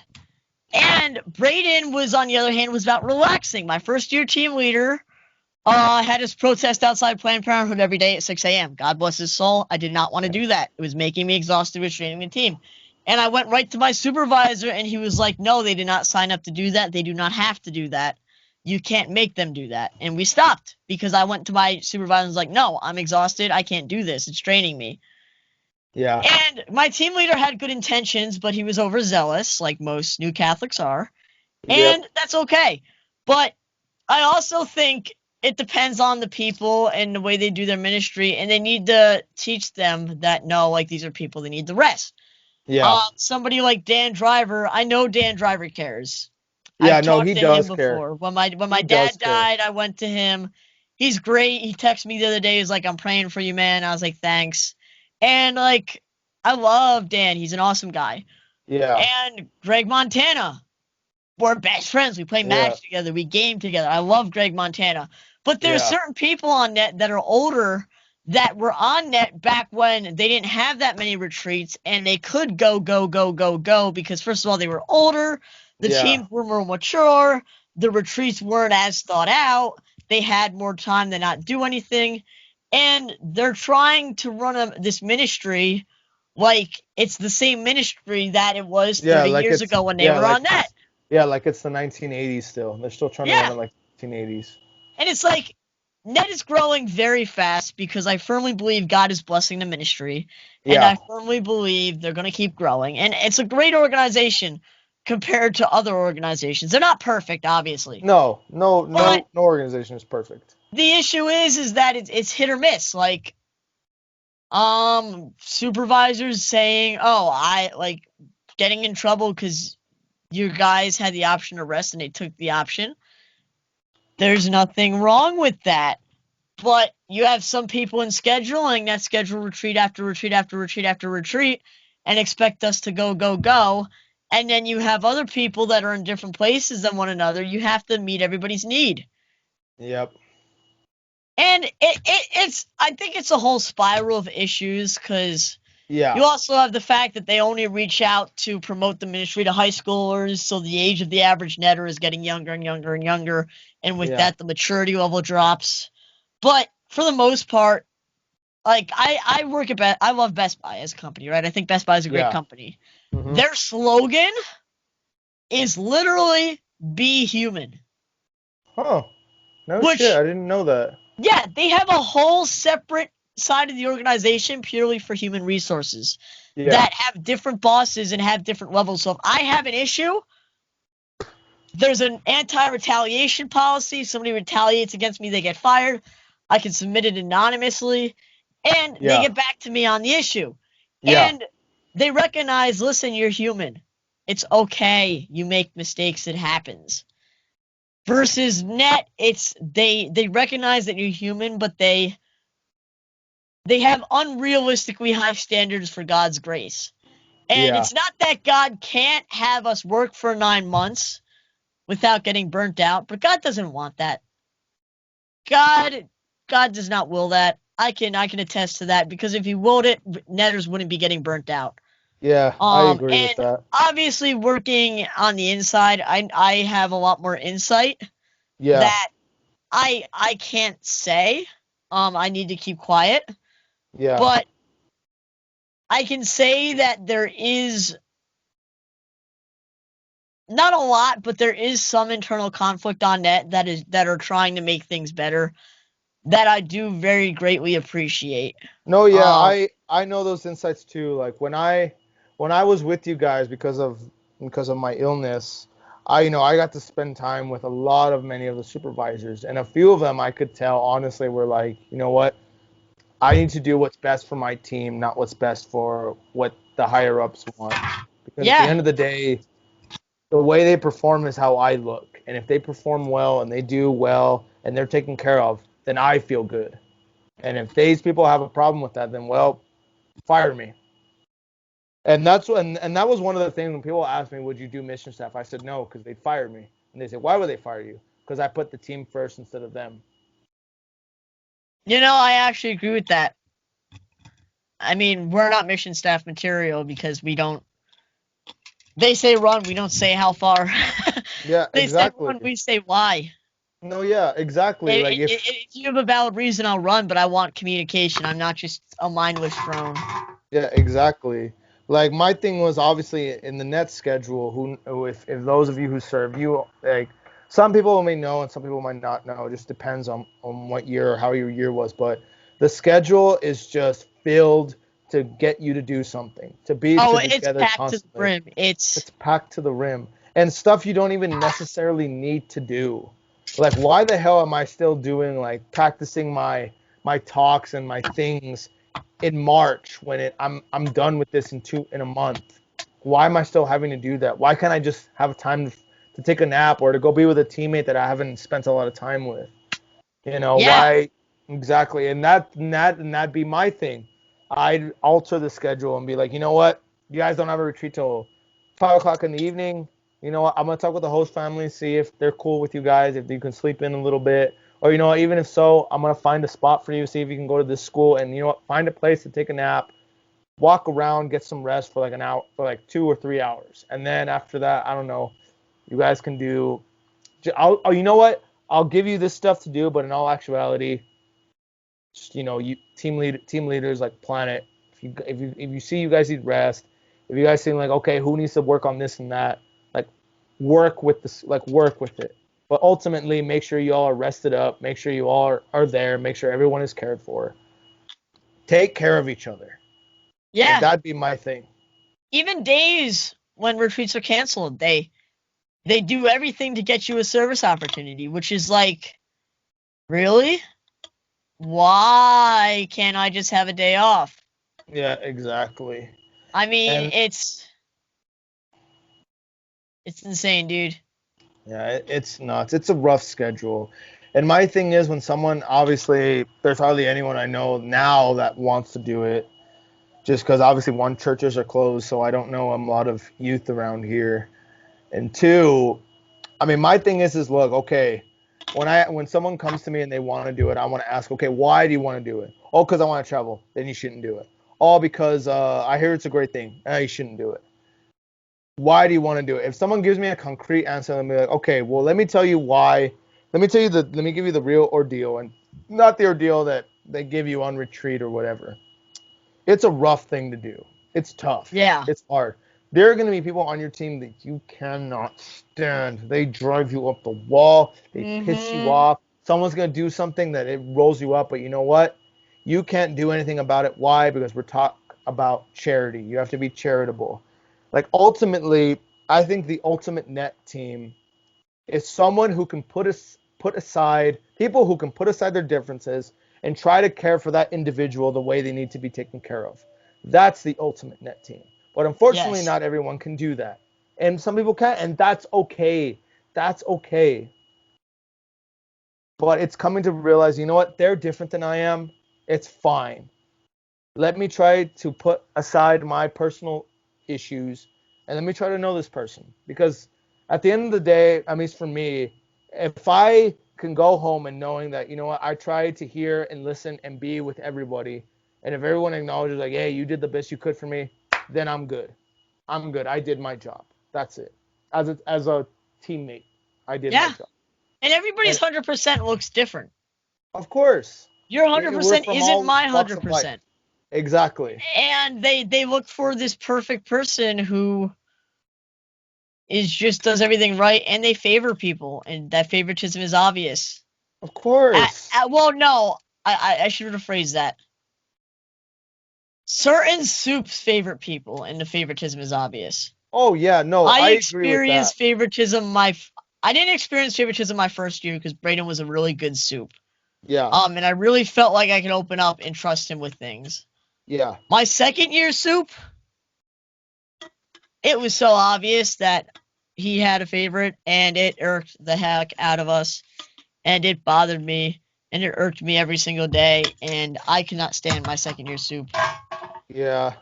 No, I love I had him, but I don't want to deal with you until we get back to heaven together. yeah. No, yeah, that's how I am with him. Like, look, he did stuff for me in which I needed it and I needed to hear, and I'm grateful for that. I really am. He did the best we could with what we were given, but at the end of the day, man, it's like I knew who he was with and who he was real concrete with, and it was so obvious. So And to the you point saw it of, too. oh, I absolutely. That's why when you talk to me about it, I'm like, oh no, I agree. I agree. Yeah. Like, you know, Okay. like a teammate who got married, he was his best man. I'm like, oh, yeah, I'm not shocked by that because it's like it was obvious. It was so obvious, and I don't hold that against him. I really don't. But at the same time, it's like your job is to care for everybody and make it known that you're caring, not care for like not make someone feel special. You have to make everyone feel special in their own way because that's the job of either as team leader or as supervisor. You have to be there for that person because people have different needs. And there were some points where I felt like he was giving more special stuff to so and so than to some of us. Bro, on team leaders' days off, the soups let them borrow their cars. Oh, But that's nobody nice. else was allowed to. Yeah, that's some bullshit. Yeah. Yeah, that's some big old bullshit. Yeah, honestly, had I would have known about that, if you would have told me that, I would have gone to somebody and complained about it. I would have been like, that's not right. I know I'm not on this team, but that's not right. That's like unfair. It Like is. if you're gonna lend the team leaders their car, well then you should lend it to everyone. Because that's just not right. Now, No, granted, I I got agree. to I got to drive my supervisor's car because obviously I was stuck living with the supervisors, and sometimes I had to do chores or I had to go pick up my medication, and sometimes my supervisor would be extremely busy, and he'd be like, you know what? Here's my keys. Take the car. Just don't scratch it. I'm like, But no, I that's a won't. I got special you. circumstance. Yeah, You that's a know what I special mean? circumstance. Yeah, Bro, they exactly. would. You know how you have to call a team? I served on home team, for those of you who don't know. So that's why Yeah, we had direct contact with the team leaders my second year. And they even took the team. You know how when they take you out, on your days off, they take you out, the team leaders out to breakfast, right? yeah, During the hmm soup visit. yeah. Every week when they had their team leader one-on-one, they would meet up in person and take the team leaders out to breakfast. Talk about special treatment right there, man. Honestly, if I was there, I'd be like, "Hey, where's my breakfast? Do I get breakfast?" I never got taken out to breakfast once, and that got me frustrated. If it's on Nets money, like, I get it. Yeah, you want to do something nice for the team leaders, but do something nice for the rest of the team too. You know what I Yeah, mean? exactly. No, I agree. I agree. Like, I get it's harder being a team leader, but that doesn't mean that team leaders struggle more than everybody else on the team. Yeah, Like, I mean, it's a different struggle. I can't objectively say my life is a shit show and Christian's life is the greatest thing ever. Like, there's no way to objectively say that. So why do you go, oh, team leaders have a harder time? yeah. No, they don't. Like, granted, they have a possible, maybe a little bit more stress because of what they're given, but at the same time, the rest of the teammates struggle the same way and Yeah. struggle in different ways. And if you're a younger team leader, you're gonna have a harder time. Oh, most definitely. It makes sense because you're a younger guy, whatever. You don't have leadership experience. There's a Yeah, lot of difference between a 19-year-old kid and a 23-year-old person, man. I mean, I yeah, hate to say it, but the maturity level is, you don't realize it until you're actually 23 and you're like, wow. Yeah. Like, I didn't think I could grow anymore, but when I was 19, I was still a kid. You can argue you're not really a grown up until you're paying bills and living on your own. No, I agree. I agree with that 100%. It just, I don't know. And like I said, I love net. Yeah. I encourage people to do net. I worked for net in the kitchen, but there's a lot of things about it that it's obvious that God is promoting the industry and protecting it, but it's also obvious that Satan is trying his best to destroy it. Oh, I agree. Yeah, 100%. There are some people in there where I'm like, you should not be working here, or you should not be a part of yeah, this. you should retire or move on or do something Yeah. else. No, But then exactly. there's some people that are great. I mean, Yeah. like I said, my Braden, great first year supervisor, loved him. I got Yeah. along with him perfectly. I mean, I just, oh, such a good holy guy. Yeah. Second year soup, the worst. Just did not like it. Yeah. No, there's a lot of I can see favoritism being a really like problematic thing with net. Is because when you just find someone that you relate to so much and like they get me, you want to spend all your time with them, but that's not your job. Yeah. The contract says 9 months, and be with 10 other individuals. You can't just be with that one individual and neglect everybody else, because everyone will Yeah. notice that and they will remember. Even though no matter how holy you are, you will remember that person being like, that dude was a piece of shit because And you know he's a what? fucking hypocrite. These people going on net, let's be honest, net is a program more for the missionaries than it is the retreats. Oh, I It's agree. it's more about the formation of the missionaries. And when you put a bad leader there, and I understand it's hard to get to know who a good leader is in 2 weeks, Yeah. but a good leader is somebody who cares about the team. If they care about the team, the mission year goes great. It's going to be awesome. The dynamic's going to be great. I'd argue that you and me could have been good team leaders, Yeah. because we would have cared about the team. We would have seen those things. I totally forget where I was going with this. No, but I know what you're going with it, and yeah, like there's different dynamics. There's some who give more shit about the team, and some of them are like, you know what, fuck the retreats. I care about you guys. There's some guys when you're like, you know what, we need to hunker down, we need to fucking grow up, and we need to work hard for this. And I'm not Yes. saying neither of those are wrong, but there are just some. But like you have your different people. You have some who have different intentions. You have some who have other intentions. But then you have some who just have no intention and don't know what the fuck they're doing. Like for example, I don't know if you know about last year, like JJ's third year, the Yes, shitty I'm team leaders very that they familiar all with it. had, and of course, obviously, the shitty home team they had. Yeah, there was a lot of drama there. I experienced the home team. They all seem like great guys. Bad stuff happened. I don't want to touch upon that because that's their team life. It's their issues. Yeah. But there was problems, and that what I was gonna say is that a lot of people go on net and they look to net as God because God's grace is showing through net. And Yeah. when net does wrong, it's amplified because they take that and they hate God. Yeah. And there's netters that don't believe in God anymore, that are gay, that get off net and live these crazy lives, these party lifestyles. Yeah. Sorry, not No. that being gay is wrong. Sorry, that are living active gay Yeah. lifestyles. Because just because you're gay, it doesn't mean you're bad. It's the lifestyle that I don't agree Yeah. with. Hmm. They're doing these things that are obviously against the church, and it's like because net did a bad job at showing them the love of God, the love of Christ.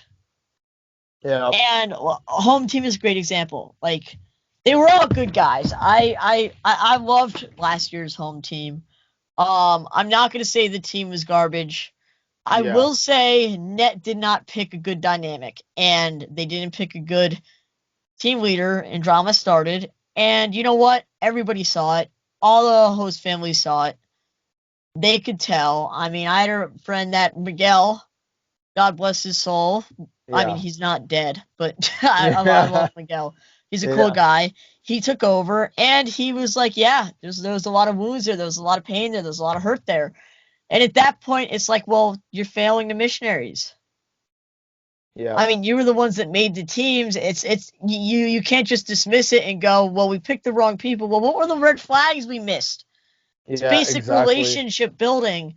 It's like, well, how, like, if you go on a date and there's red flags and you have to break up with the guy or the girl, next time you go on a date, you're going to look for those red flags and you're going to know, Yeah. okay, don't pursue them. Yeah. Net needs to start doing that in building the team. Oh, I agree. Like there was a guy in New York who we met. I'm not gonna name his name because I don't have his permission, but he was basically one of those like, look, I feel like with Net's process of being at WAPO and being back at the Net Center, they need to have hired psychiatrists there to evaluate every single missionary because there are some people there that just unfortunately unfit to be there. Like they can't mentally hack being stuck in a van and traveling hundreds, if not thousands of miles with people. There's some people that can't hack this stress and responsibility. There's some people that should not be here. And there's some people that honestly can't be together. Yeah. They need to be consoled. And honestly, because he told us, he said, me and another friend of mine, because we both struggle with severe anxiety and depression. He was like, you're going to get someone who has anxiety, who has very severe depression, and who has something else, and they're going to create a horrible, horrible thing. And they're going to do something really horrible to the point where Net's probably going to get sued. And I don't want it to come to that point. I really don't. I really, really do not. But unless something changed, that day is honestly going to be very soon because we know we're in the 21st century. We're in 2021. We know how parents and kids act. We know how parents and kids are. I thought you said Karens for a second. Yeah, and Karens. No, we they're know going to how get Karens act. Karens are the worst. We know how Karens act too. There's going to be something that someone gets triggered or something's going to happen where they're going to call mom and dad and they're going to be like, hey, this happened. Then they're going to call Nat with their lawyers or whatever and they're going to be like, hey, you did this to my child. We're suing you. We're and suing you know a nonprofit. What? I guarantee you when that happens, it will be justified. That's the sad part. That is, and I think you agree with me. Honestly, there's a part of me that wants to say no, but there's some of me that also is like, I would not be surprised either. Bro, I mean, yes, it's a nonprofit, but it's still an organization, and you're still labeled as, they treat it like you're at work, but Yeah, they don't exactly. follow any of the labor laws. Mm-hmm. It's like, I can't do a weekend retreat every weekend. Dude, if you have a bad small group, it's so draining. Yeah, no, I had to tell a member of my small group to spit the pez out of his nose that he was shoving up his nose. He shot it out of his nose and ate it. That's disgusting. And the whole weekend the small group was terrible and I was dead. And then the next day it's like, all right, we got an 8-hour retreat. It's like, really? Fuck me. I need to go home. I need to relax. I need to put some more. Never mind. Yeah. I need to relax. I'm not gonna. I know what you were going with. I know exactly what you're going with.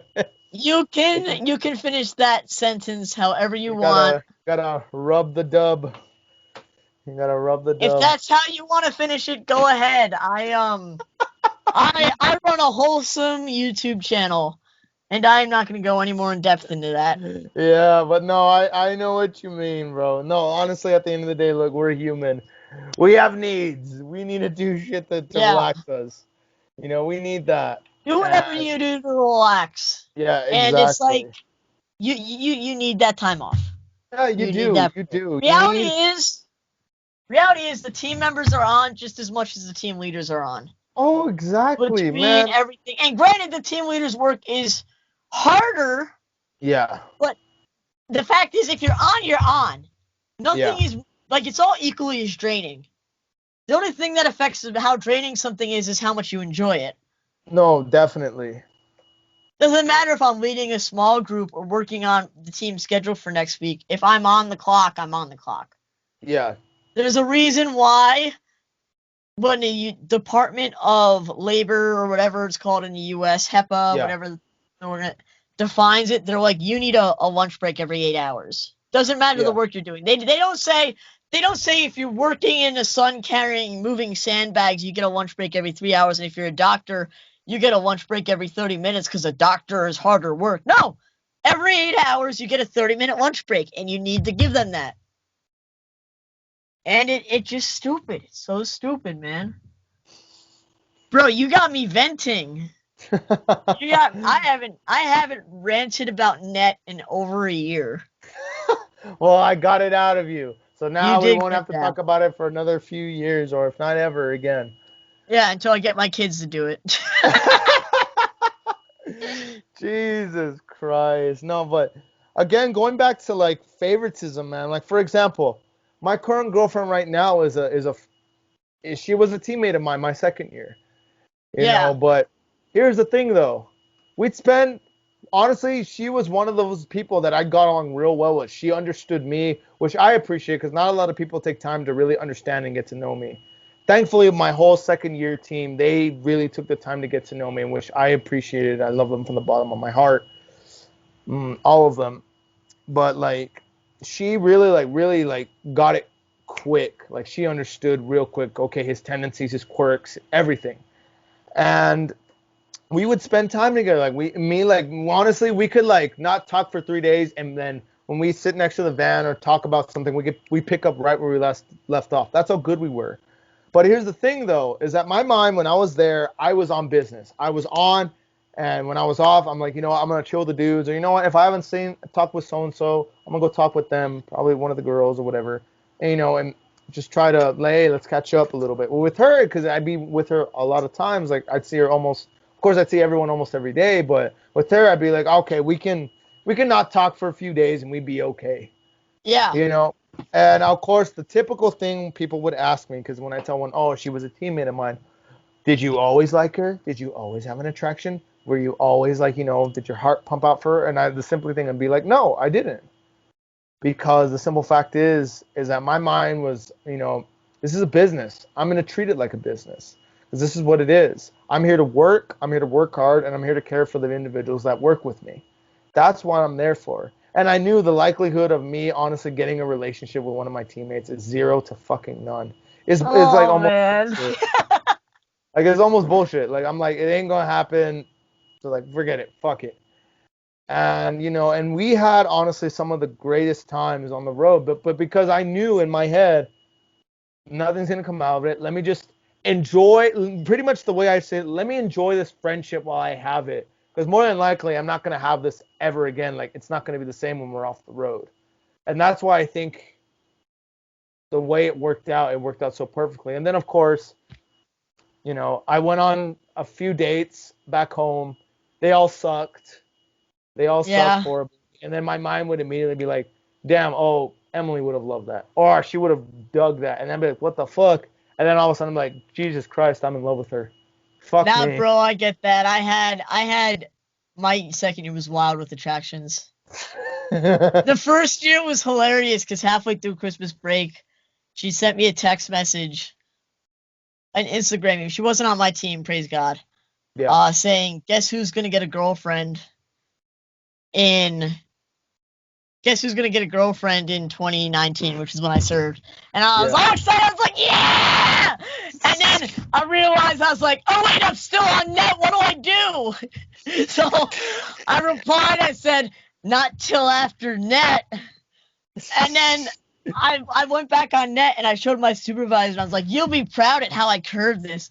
And he looked at it and he was like, that's a terrible curve. What are you talking about? You didn't curve that at all. I was like, I guess I didn't. And then halfway through second semester, I got attracted to a teammate of mine, Yeah. and that's a whole nother story. That backfired. That hurt a lot. But I mean, attractions on net. Attractions on net are interesting because people always talk about all this hurt in relationships, right? Yeah. And the reason why there's so much pain, particularly in young people in relationships, is because we're all inexperienced. We don't know how to toy with people's feelings and emotions. And when you Yeah. are dealing with attraction, stuff like that matters. And like, you don't know. And then you hurt them, and it's like, well, I'm still learning how to do all this. Don't, Yeah. like, I'm sorry I hurt you and I feel bad, but I'm inexperienced with this stuff, and I don't have the intention of hurting you. And that's why there's so much pain with, like, Yeah. young people these days in relationships, because it's like, well, I don't go into this relationship with the intention of hurting you. Yeah. But, like, the teammate, I remember we were doing the retreat one time, and I guess she had, like, a hard retreat or something, Yeah. and she asked me, do you wanna run away with me? And, you know, obviously that attraction was there, and I was like, in my head, I'm like, yeah, let's get in the van Yes. and go. Let's go.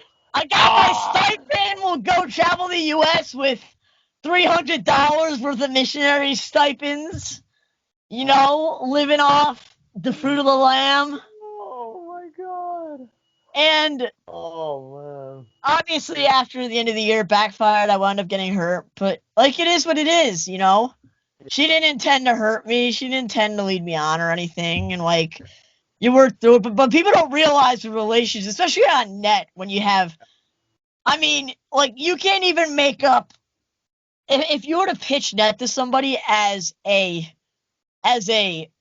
drama show on, like, TLC or something, Yeah. it would be like the most top rated show. 8 teenagers travel across eight zealous new converts travel across the country in a van, preaching the gospel while at the same time trying to maintain a business persona with each other 16 hours a day for 9 months straight. And they only get 1 day off a month. That's You're literally like, what that's literally what I pitched to my teammates my second year. I'm like, this is a bro, reality show. This is a pitch that reality show. Netflix. We would be bigger than cuties. I'm telling you, like, it's ridiculous. I mean, because you have stuff like that happens, and it's like, oh, Don's attraction just asked them to run away, but is she attracted to him? Meanwhile, they're cutting to her, and she's like, yeah, I was just having a hard day and just was joking with my friends. And then they cut back to me, and it's like, I think I'm in love. Man, but that's how reality TV works. They like wait, especially when they're introducing it on today's episode of On the Road. Like, On the road. is Dawn was Dawn attracting it too much of him, guys? I think I'm in love with her. I think so. She hinted at me, but will it be too much for him to handle? Guys, I don't know. I don't think I can do this. Find out on today's episode. Like, Yeah, exactly, bro. I mean, it's just, but I gotta say, my favorite part about Net, I love how high the feelings are. I love how tight the tensions are. Like, there's something about, like the biggest thing that makes me miss Net is it's so I don't know if you know this, it's scientifically proven that when you're under stress, feelings develop faster. oh yeah, Um, definitely. I agree with that. so it's like it's commonly accepted. Like, that's why in, like, war and stuff, look at Romeo and Juliet. There's stress. I mean, well, Yeah. that's a fiction's tale, but Yeah, you but like get what I'm no, but like saying. you get it. Yeah, they're under Yeah. stress because their families are at each other. They're always at the ball like, oh, don't be with them or don't do this, don't do that. And when they're like, hey, you're good looking, hey, you're good, part of the same thing. Oh, that's even better. I'm even hornier. Yeah, and It's there's like, so much that's going basically what it on. is. There's a teammate that you hate, there's a teammate you love, there's outside issues going on with your family back home. You know it's going to come to an end after 9 months. You have an attraction like, I don't know, is probably reciprocated, or I should say every other person that's the same gender of you on the team is like, yeah, that's definitely reciprocated. Meanwhile, everybody that's the opposite gender is like, ah, yeah, you're just friends, you're just spending time with him, whatever, it's fine. And, like, tensions are high, and, like, I mean, you can't even fart without it being like a season finale. I mean, like, I miss that. You know what I mean? I Yeah. miss the tensions. I miss being. I mean, it's ride or die. It's crazy, and I love the craziness. I mean, it sucks, but Yeah. it was a But good suck. Yeah, It but was it's like, you know what? fun. Yeah. It was It's so messy, much you're fun. pulling hair out from, I'm gonna stop talking. No, Yeah. no, but like it's literally like it's like where on earth do you get to see something like this? Get to see people like freak out. For example, I was gonna say this. Honestly, I'm never gonna see this fucker again, so I don't care. But you know who I'm talking about, and basically there was a point where he came up to me and he told me like, hey man, I really like this girl, man. And I was like, oh man, go ahead and talk to me about it. Of course, he was coming to me in confidence because I'm not going to be there. I'm only going to be there for like a few days because I'm going to go back to my team. But he comes to me, he's like, yeah, bro, like, dude, we literally hugged for 15 seconds when like, oh my god, like, dude, yes, bro. And then he was talking to me about like, dude, honestly, it's one of those things like, man, I really just want to pursue. I think it's meant to be, man. He Like he was said talking to me 15 like that. seconds. Yeah, like 15 seconds. I shit you not. He can say whatever the hell he wants. If he's watching this, which I doubt he's even doing, but if someone leaks this to him, it's like, I don't care. Come find me. Come get me. What are you gonna do? But I care a little bit because I do love the guy. We have a hate love relationship. Well, he hates me. I care about him. It's weird. It's weird. yeah, Really weird. I don't get it. yeah. But anyway, this is where it gets even better.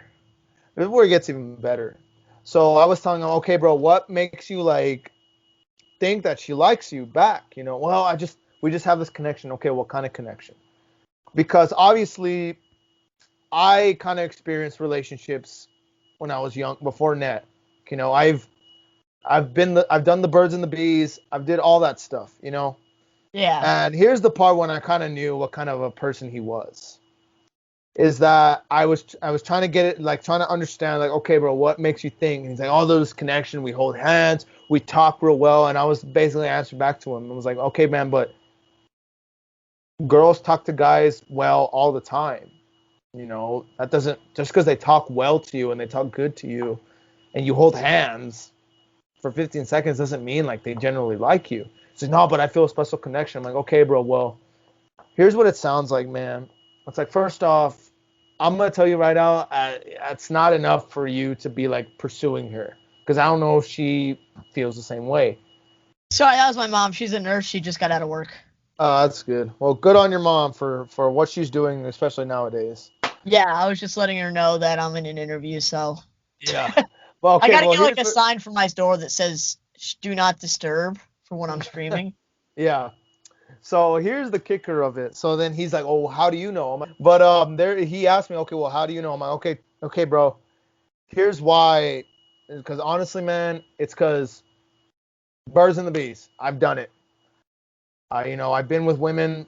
Or not women. I've been with girls. I partied. You said not men, I women. I was like, oh, men?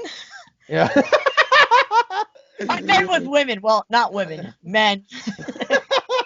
Anyway, keep It's going. like it's like that part from Tropic Thunder. Have you seen Tropic Thunder? Man, Yes, you gotta look her straight in the eyes and you gotta ask her on a date, what's her name, man? Lance. Listen here, Harold. Lance. Lance. The fuck I hear you say Lance? Did you say that? No. I heard you say that. No, I said Nance. It sounded like look, I'm Al Pacino, all right? I love the pussy. Man, when you writing I love the pussy, when you're thinking about dangling your dice on Lance's forehead? Oh man, that's funny. Oh, Tropic Thunder, I love that movie. But anyway, I was telling him this, like, hey, I'm not a virgin. I've been with girls. I know how they are. But trust me, like, I've been around. Yeah. And the way he kind of looked at me and was like, bro, how are you on net? Like it was that kind of look. And I was like, like he didn't have to say anything for me to get like the vibe he was going for. And I was like, Yeah. I get it. I'm like, oh, okay, bro. I see what you're about. Like, you know what, man, you can listen to me if you want, but I'm just telling you, bro, your bros come first. And not to say like bros before hoes, but man, like these guys are with you 24/7 most of the time. Like, I mean, it they literally is bros before hoes. I hate to say it, but there's truth to that. yeah. And but his intentions were like, you know what? I think I'm gonna do it anyway. And I'm like, all right, man. I'm just telling you. And Yeah, then that was a big cross for me to carry that year. yeah, Was that? and then the funny thing is that I then later told y'all's TL about it, and he just laughed. He just laughed about it, and he found it hilarious. Which I'm like, thanks, man. You told Thank who you, about it? The your soup? team leader. No, your team Oh, my leader. team. Yeah. Yeah, he was so chill about it. I'm gonna try to get in contact with Francis and get him on here because there's a They. lot of stuff I really want to ask him and talk to him Yeah. about. Our second year team dynamic was super interesting. So my first year team followed the rules to a T, Yeah, and that was a blessing. But once the year ended, all the drama pulled out, and people just stopped talking, yeah. and we all kind of disconnected, Hmm. which was interesting because we realized the team dynamic sucked, but we didn't have any issues. Yeah, And then my second year team, we did not follow the rules to a T, yeah, and like sometimes we were vulgar, we had fun. Like I remember, boba tea with the yeah. tapioca Boba. balls. I was Yeah. drinking boba tea and I was like, oh yeah, like I like these balls. And I'm saying it to everybody on the team. And I'm like, they're giving me weird looks. And I'm like, I'm not saying anything inappropriate. Like, if you're skewing it, like, that's on you. That's not on me. I'm just saying these balls taste good. And I proceeded to drink some more and I choked on one of the tapioca balls. And Claire looked at me with a straight face, straight, dead serious, and goes, "Yeah, you choke on those balls." And it just caught me off guard. Like, we didn't Oh follow the rules to a T, right? We were man. loose, we were chillax, Oh man, that is and that perfect. caused some tensions. But I still talk to my second year team to this day. Yeah, I don't talk to my first year team. yeah. I only talked to obviously two people, JJ being one of them, and another person from my first year. That's it. Only two, maybe a third one, just because she happens to be dating my best friend. But other than that, the rest of them, no, I don't talk to them. I don't Yeah, talk to I them. get No. that. Just because a lot of unhealthiness there, and just a lot of stuff where it's like, you know what, man, I just don't give a fuck if I want to talk to you. Fuck off. Like, I don't need you in my Try to life. think of how to describe your first year team. Try to think how I describe it. Your first year team was like because I know a lot about your first year team because your team Yeah, leader was my soup. yeah, I know a lot I've met just about every guy in your brotherhood and a lot of your sisterhood, surprisingly. yeah, Um, I don't know why they kind of just ran next to each other. And your team was like the first presidential debate between yeah, Donald Trump and Joe Biden, yeah. except there's no moderator, the floor is on fire, and there's a death metal band in the background playing No, music loud that's as that's humanly possible. that's honestly how you describe it. It was just it was just honestly, I call it on fire bullshit. Bro, On I fire bullshit. I actually like your first year team. I feel bad for you, but you have some tight relationships that came from it. No, I do. Something Like I I gotta have. admit. Yeah, I do. Like surprisingly, me and JJ, like who would have thought, you know? And me and Yeah, JJ, like if you watch the episode I had with him, we fought. There was some times where we fought, like where there was a point almost where even on Halloween, I remember we almost came to blows. It was that bad. But then the cool thing about it was we both be like, hey, you know what? I fucked up, you fucked up. Let's move on. We could do that, you know. And we did that only like a couple more times, but whatever, like here's the thing about my first year. I got in trouble for literally opening up about myself because my dumbass didn't think about, I thought like, hey, I can trust these people, and instead when I decided to open up about myself, they so and so person told the supervisors and said like, oh, he was being very imprudent. And I'm like, wow, we're gonna go there. are you We're gonna go there. serious? I'm serious. Like Actually, we're that gonna go happened there. to me. I tried to join Emmaus in Minnesota, and actually, one of the members I opened up like I was opening up on net, and he told me I was glorifying sin. And I was like, bro, if this is my story that I would tell on net. What are you talking about?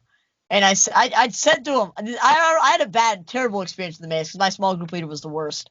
Yeah. And it was literally all him, because I said to him, okay, suppose for a second I'm completely wrong, and I'm willing to change, because obviously I think you have a point. I don't think you're entirely right, but I think you have a point.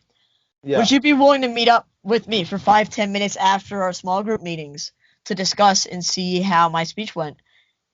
He looked me in the eyes and said, no, that sounds like babysitting. And if you're not mature enough to handle this small group, you don't need to be here. And Jesus I was Christ. like, I moved halfway across the country with $400 to my name by myself. And you're telling me I'm not mature enough to be in a small group? I'm like, bro, I'm trying to open up, and oh, it was bad. It got me frustrated, bro. No, yeah, he straight up just judged you, and Yeah, that's and that was my small group leader responsible for mentoring me. And I reached out to Wayne. I was like, yeah, this isn't for me. Like, I quit. I'm done. I'm not yeah, dealing with this. I put up with that on net. I'm not putting it up with it off net. yeah, no, definitely, man, and that's one of my problems I have with Catholics and Christians is that we try to follow the Ten Commandments. Granted, we don't, we're not perfect. I sometimes do it myself, and you know what? I try to sometimes be like, you know what? Hey, I judged you. I apologize. I should have never done that. That's just my humanness in me, and that's just me personally because of experiences and signs that I see. But when I try to open up to someone and they just simply are like, "Oh, you Also, shouldn't have I'm told me that." listening. I'm just turning down the light that's pointing at me because it's giving me a headache. No, yeah, go for it. No, you're good. And you can do that from your phone. That's freaking amazing. Yeah, it is. I could actually control both lights Both lights. because you can see I got a blue light over here and I got a white Yeah. light. And you got a light over there. Yeah. So I'm gonna do. Oh, I don't like that. Oh, that's the saturation. Lower that. Then I'm gonna go to this. Nope, that's off. Like I turned it off. Dude, that is Oh, cool that's as better, shit. That is cool as shit. bro.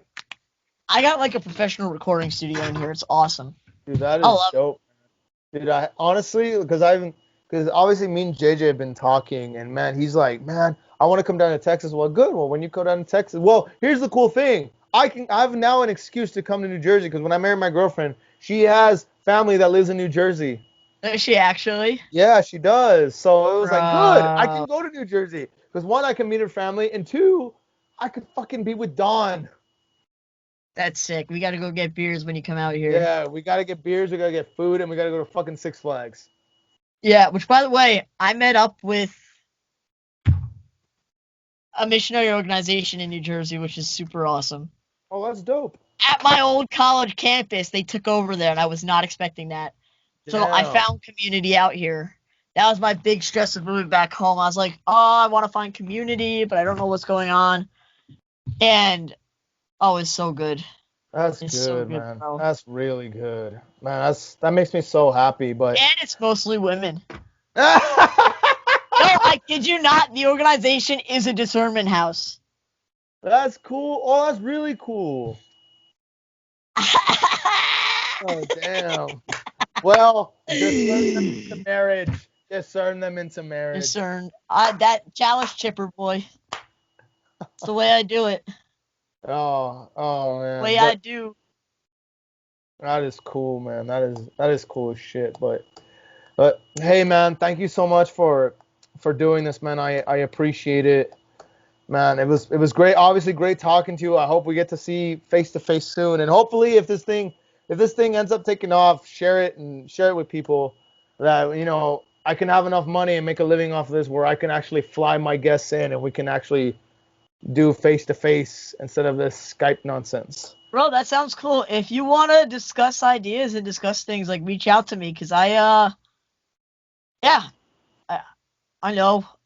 I'm not going to say I know a lot about this kind of stuff, but obviously Yeah, I run a media thing too, so. yeah, for sure, man. I will for sure let you know. But man, hey, thank you so much. Thank you so much, and thank you.